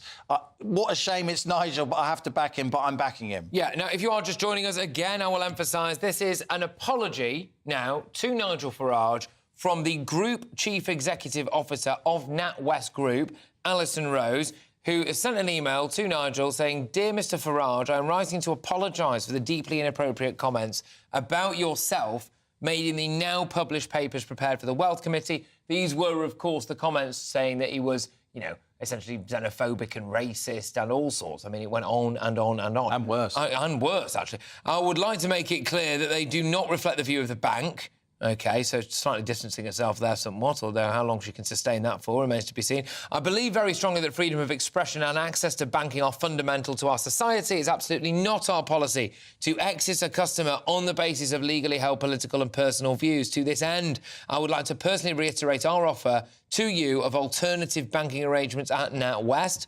I fully understand yours and the public's concern that the processes for bank account closure are not sufficiently transparent. Customers have a right to expect their bank to make consistent decisions against the publicly available criteria, and those decisions should be communicated clearly and openly with them. Now, one of the things that she is doing here, actually, is almost quoting what is part of the regulations, which is fascinating given that there are accusations that they broke some of those regulations. To achieve this, sector-wide change is required. Again, if you look at that, not saying that her bank and banks and group need to change themselves. It's sector-wide, so it's a very much a wide thing. Sector-wide change is required. But your experience, highlighted in recent days, has shown that we need to also put our own processes under scrutiny too. As a result, I am commissioning a full review of the Coutts process for how these decisions are made and communicated. Basically, there's going to be a full review. So apology and full review, and offer, whether or not he takes it remains to be seen, of new banking arrangements with NatWest. Olivia, I'll bring you in on this, because Nigel has had to weather a heck of a lot over the course of his political career. Incredibly broad shoulders and incredibly big cojones, some would say, as well. Now, this is another situation where, frankly, a load of mud has been lobbed at him, unsubstantiated, and he's had to weather it. And again, he's come out and won, really. How long is it before people just accept that Nigel Farage actually has quite mainstream views, is quite popular, and isn't some kind of inherently evil weirdo with a load of stuff that he needs to hide? Well, I actually think that Coutts has done Nigel Farage a massive favour here without meaning to, because that dossier, which has now been published in full, literally says there was nothing substantive to back up allegations that Nigel Farage had been involved with Russia, for example. It literally says we couldn't get any mud to stick, but we still don't like the guys who are going to remove his bank account. So Coutts has essentially proved Nigel Farage completely innocent of all charges against him. So pretty useful. Good day for Nigel Farage. Good day for Farage, yeah. I mean, I said on the breakfast show yesterday that my pet dog understands the media more than Coutts' PR department, because they've managed to turn a highly divisive figure like Nigel Farage, and for many people, they will just never accept that he isn't a highly divisive figure. But they've turned him into, you know, someone who's fast becoming a sort of national treasure. It's completely ironic. Yeah. And actually, you know, Nigel Court's controversy, I wouldn't say he loves it, but he thrives on it, and he's really good when it comes to controversy. But it does strike me now that I think there could be fines for Coutts here. I think there's certainly going to be in front of a Commons Select Committee. This is just the beginning of this story, not the end. And again, you have to hand it to Farage. He's the guy that lit the touch paper and has been proved right. This is important now for us to actually not get bogged down in what is an apology and saying there will be a review. Let's be perfectly honest. Alison Rose, the chief executive officer at NatWest Group, everybody at Coutts, and quite possibly a lot of other people as well, will be desperate for this to be it and for it to go away. Oh, but it won't. But even in her letter, right? Who's advising this person? Even in her letter, there's defiance, right? Oh, you can have an offer of banking facilities at NatWest, right? He wants an account with Coutts, because that's who he was banking with before. You know, all his apps, all his phones, everything's plugged into his Coutts account. And he doesn't just want a personal account, he wants a business account. Because if you have a sort of relatively sophisticated life, and she's not giving him a business account, and she's not giving him... Just give the guy what he wants. If you want any chance of moving on within the next 5 years, give the guy what he wants. But even in that letter, they're being defiant. Yeah, it's up to them. It's not, and they can have that advice for free. Yeah, but this is not going to be it. I mean, this isn't going to be it. It's ridiculous. Like you said, just give Nigel what he wants. It might go away, right? For goodness sake, just give him what he wants and it might all go away. But there we go. Olivia, I mean, look, Nigel will be doing his show, which, by the way, we should obviously... urge you to tune into in about an hour and 20 minutes' time. I think the running order's changing as we speak. He's supposed to be doing a Farage at large somewhere. I heard he's still at lunch, actually. So, yeah, Farage will be having a very large lunch, I think, which is, of course, not uncommon, it must be said. But, yeah, Olivia, this will be, of course, a political vindication for him as well. And, you know, yet again, something that stands him in good stead going forward. And it does, I think, highlight, again, how actually, if you decide to have these very bizarre woke values and then try to force them on people, it can massively backfire.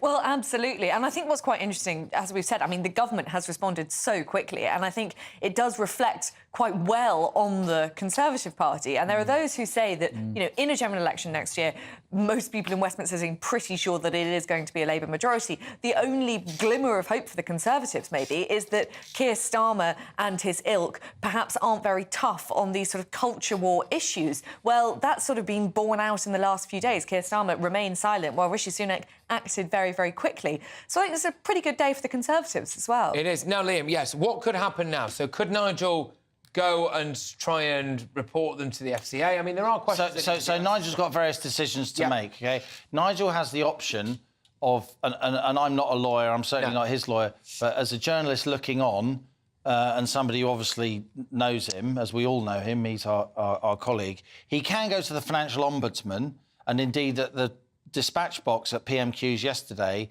that was what Rishi Sunak suggested is available to him. It was a very strong answer from Rishi Sunak, condemning Coutts, saying it was wrong. That's a really big deal. Obviously, the Home Secretary, Suella Braverman, said what Coutts had done was, quotes, sinister, really powerful language. He could go to the Financial Ombudsman, but if he goes to the Financial Ombudsman, that may complicate anything he does if he wants to take legal action. Look, it strikes me as a non-lawyer, but as a journalist, this 40-page dossier, which I've read from cover to cover twice, it's libelous. It's highly libelous. You don't need to write something in a newspaper to libel somebody. You just need to write something that more than 2 or 3 people have access to. And I'm sure many people were copied in on that within the bank. About this now? So Nigel tweeted this about an hour ago. He says, a Facebook group with 10,000 members who had their accounts shut down by NatWest and now, he says, sharing tips on how to lodge a subject access request. Now, this actually, as I would argue, gone from the personal issue for Nigel Farage. There was the wider public sentiment, of course, about, hang on a minute, if they can do this to me, they can do this to you. And then potentially the reality about possibly the thousands of people that they have done it to. This is massive, actually. Right, so what is a subject access request? A subject access request is when somebody, or usually their lawyers, requests all the information you've got on a person, right? And that will include any credit checks the bank has done, any discussions there's been, written or otherwise, on whether or not they can have an account. And it is a very, very, very serious offence when you've got a subject access request or when you think you might be getting a subject access request to delete anything. I mean, it's a criminal offence to do that. And and that's why Coutts, you know, they're a very reputable bank. Let's be clear, this is one of the premier banking brands in the world. That's why there was absolutely no option. Once Nigel put that request in, they had to give him the document that he didn't even know existed, right? So the fact that there's now a Facebook group with tens of thousands of people thinking about subject access requests, NatWest is not going to be able to delete anything. And so it could easily be inundated with subject access requests, some of which could involve fines. I mean, this could become existential. This could become a financial risk. I mean, I don't want to over-egg this in any way, but and I'm not. I'm just thinking aloud here. If they have tens of thousands of subject access requests, the staff they need to process that is a financial liability. But the potential fallout, if they're now seen, and the law could be about to change as well, but they're now seen to have been done something wrong to someone like Nigel Farage, other people will be concerned. You think there is a chance that this could be existential for? Well, I'm not saying it's going to bring down one of the biggest banks in Europe. What I am saying is this is certainly going to be a major managerial headache, at least for one of Britain's major banking companies, which extra complication is 2/5 owned by the taxpayer. Yeah, no, indeed. And it is interesting this. I'm just reading some more here from Nigel Farage. The Coutts executive who handled my account is a Remainer who judged a diversity prize, says Nigel. Camilla Stowell, the bank's MD and head of private clients, describes herself as a Remainer and expressed concerns about the climate crisis and attended COP26 for Coutts. Camilla Stowell once said that she sees Coutts' role as being more than just a bank. Well, that might not be... it might not even be a bank. It isn't. Of course, it will continue to be a bank. But, Olivia, this is, again, people taking a political ideology and coming up against the wrong man in the shape of Nigel Farage. Nigel was on this show when he said, look, you just shouldn't start a fight with the strongest guy in the pub. And he was right about that. Well, yeah, absolutely. And it will be really interesting to see what comes out of the woodwork in the coming days and weeks because, you know, as we've said, Nigel Farage is able to do this because he's a man who knows how to take on the media, he knows how to take on the establishment, he's got enough well-paid lawyers, he's in control of this situation. But now he's stepped forward and sent this subject access request to NatWest and got such a satisfactory result for it. I think we will see quite a lot of people, less prominent people, ordinary members of the public who have been turned down for a bank account for reasons that they don't understand, thinking, well, hang on a minute, if Nigel can contest this, then so can I. So I think this might be the end of it for Nigel Farage, but it won't be for everyone. You know what? It's more than just the banks, though, OK? Because what's happened here is managed to unite people from pretty much all sides of the political spectrum. It's also actually drawn an apology from the likes of John Sopel, who, as many would regard as being an establishment media type. I understand it that Simon Jack is yet to apologise. He may well not do. He may well not feel like he has to, OK? But there is that side of things as well. And, Liam, this is, I think, another great thing. Nigel has drawn out into the open what is clearly happening behind the scenes at major banks, and I dare say it, most major companies anyway, when banking or not, this kind of stuff. But also, I think, drawn out certain elements of the media who couldn't wait for the idea that Nigel was broke and he was having his account. He's really shown a lot of people up here. I think what he's done is shine a light, not just on, you know, a corner of our lives, which is the banking sector, though an increasingly important corner, again, I repeat, as cash is removed from society. I mean, this is also a huge win for the GB News Don't Kill Cash campaign as well.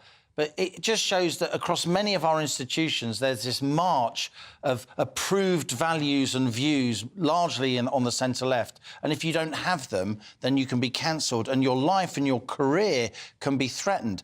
That's completely outrageous. It is. And until this point, many people on the left said, oh, culture wars, all this woke stuff, you're just making it all up. It just means being kind. Why can't you be kind? Yeah. Was that Coutts dossier kind? No, that Coutts dossier could have been written by a bunch of Maoist students. This was student journalism. It was. And yet it was written by, you know, what's meant to be the most pucker bank in the financial services capital of the world. Reinforced by people in the media who people regard as being absolutely 100% completely and utterly kosher all the time, as indeed John Sopel actually said in his apology as well. He was saying, wasn't he, that, oh, I'm sorry, that will teach me to just believe all the words of my... He blamed it on bad BBC reporting. Yeah.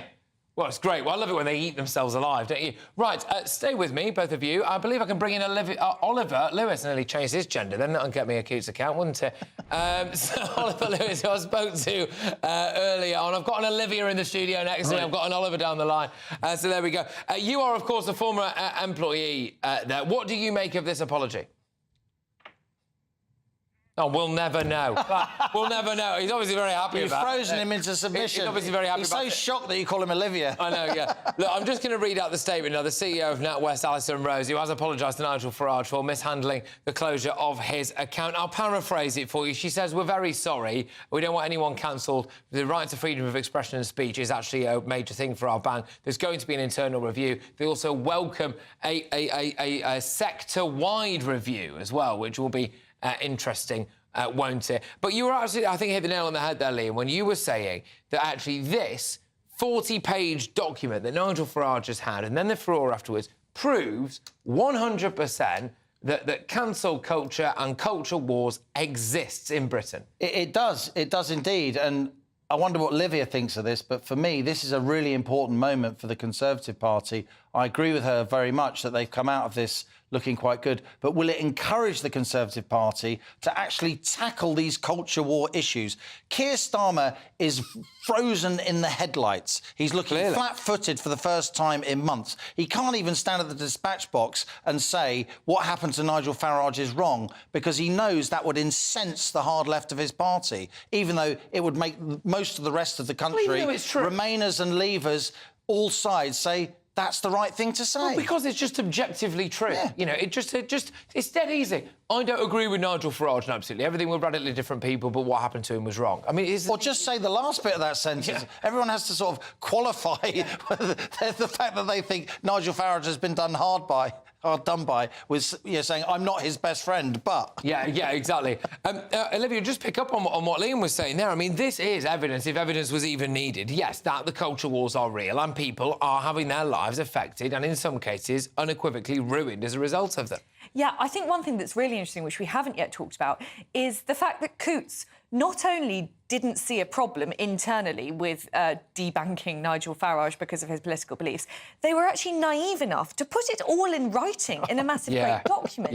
And the very fact that they did that suggests to me that everyone round the Coutts PR table team all thinks in a very similar way, has a very similar worldview, and can't even conceive of the idea that other people think differently to them, which shows just what a hill the Conservatives have to climb. I mean, Rishi Sunak, Kemi Badenoch, they have been, setting new regulations for trans guidance in schools, etc. But when the institutions themselves that they're dealing with, their beliefs are so entrenched, it's quite hard You know to what make cracks me up about all of this is the relentless conversations that people have to suffer about unconscious bias and these microaggressions and all of that and how we need to re-educate ourselves. And then here you've got a load of people who will just slap it on paper and go, there's nothing proven about you. So you can write a Stasi-style memo on somebody, but you have to go for unconscious bias training. Yeah, 100%. Completely mad. This is the hypocrisy of it all. Will there now be other banks, do you think, absolutely bricking it at the moment, Liam? Well, I don't think Coutts has a sort of certain place in the British psyche, doesn't it? It's the sort of bank for posh people, and not everyone can get a bank account at Coutts because you need to have several million quid in cash, which is obviously a very, very, very high bar. But I think Olivia's right. What this reveals is a class of people, very, very highly paid people who don't work particularly hard in many cases, who think that they're so insulated and the rules so don't apply to them that they can put stuff on paper that will never see the light of day and they can never be called out for it. Well, it has seen the light of day and they are being called out big time. And this is a major opportunity, a major test for both the Tories and Labour. Can Labour realise that this woke stuff really annoys the vast majority of people in Britain? And can the Tories realise that this is one area where they have a natural advantage and they need to start making hay? Yeah, I mean, look, well, I suppose the big question will be to see whether or not this has any impact going into the by-elections whatsoever, but we'll have to wait and see about that. Can I just read out a statement now? This was from Coutts. So this was earlier today, I think, wasn't it? Coutts hit back, right? So they said decisions to close an account are not taken lightly and involve a number of factors, including commercial viability, reputational considerations and legal and regulatory requirements. We recognise the critical importance of access to banking when it became clear that our client was unable to secure banking facilities elsewhere and, as he has confirmed publicly, he was offered alternative banking. Right. In a nutshell, Coutts absolutely not saying sorry, not really admitting. And they offered him that alternative banking 5 minutes before the start of his show where he first revealed this story. And they only offered him a personal account and not a business account, and not at Coutts, only at NatWest. And this is it. And for all of this fanfare now about the fact that the CEO of the NatWest Group has come out and apologised to Nigel Farage, actually, I don't think it's really good enough, is it? Because it's not what he wanted. No. They should, at the very least, return him to the status quo ex ante, the state he was in, right, with those two bank accounts of Coutts. Imagine the hassle of changing. He's for anyone, it's a hassle to change your bank account. So they should take him back to the status quo ex ante, and then I imagine the conversation will start about reputational damage, compensation, inconvenience, physical stress, etc., etc. Yeah, no, indeed. And that's why I think that letter is massively undercooked. It's that letter belies that Coutts still think that they have some control over the situation, and they don't. No, and again, Olivia, just to come back to it now, I mean, Nigel Farage, as a political figure and as a campaigner, is unlikely to let this go until the matter has been resolved to his absolute satisfaction. Well, absolutely. A quick glance at his Twitter shows that he is not going to be letting this go anytime soon. And as I say, yeah, I think it'll be really interesting to see. Now Nigel Farage has come forward and won in this way, there will be people with less of a public profile who feel emboldened to do the same. And that could cause a massive headache for NatWest, but for other banks too. I mean, we know that this happens pretty regularly. Jeremy Hunt, the Chancellor of the Exchequer, Jacob was turned down for a Monzo account, and he doesn't really know why. How many other people have there been who have been turned down for bank accounts and who just thought, oh, well, fair enough, I'll just change bank accounts, and who now think, hey, wait a minute, I'm going to question that? And can I say, I am one of a very, very small number of people who talked to Nigel about this before the story broke, OK? And so I can tell you, hand on heart, he was genuinely in two minds about whether or not he would do this. I'm sure he'll be saying this later, but just to corroborate it, I hold no candle for him. As a reporter, I'm telling you about a conversation I had. He was genuinely concerned. He was embarrassed, right? He was worried about reputation. A lot of the reason he did this was to prove a point so people less powerful than him would get better treatment. I just wanted to make that point. No, it's a fantastic point to end on. And to reiterate as well that Nigel Farage will be live on this very channel at 7 p.m, 7 o'clock until 8. Look, whatever plans you might have had this evening, just cancel them, OK? Stay GB News, because from 7 p.m. until 8 p.m, Nigel Farage will, of course, be revealing all. It's a victory for Nigel, in part at least. But up next is Emily Carver in for Jubes and Cat. The temperature's rising. Boxed Solar, proud sponsors of weather on GB News. Hello again, it's Aidan McGivern here from the Met Office with the GB News forecast. Scattered showers once again across the UK, but sunny spells in between. Those showers ease overnight and it's going to be a cool night. We've got this northwesterly airflow across the country at the moment. Low pressure over Scandinavia, high pressure over the Atlantic, but weather fronts staying clear for the time being. And that means that although there are scattered showers around, they'll be fleeting, they'll be disappearing into the evening, and clear spells will break out fairly widely. Still some showers pushing into Northern Ireland, northern and eastern Scotland, and perhaps northwest England.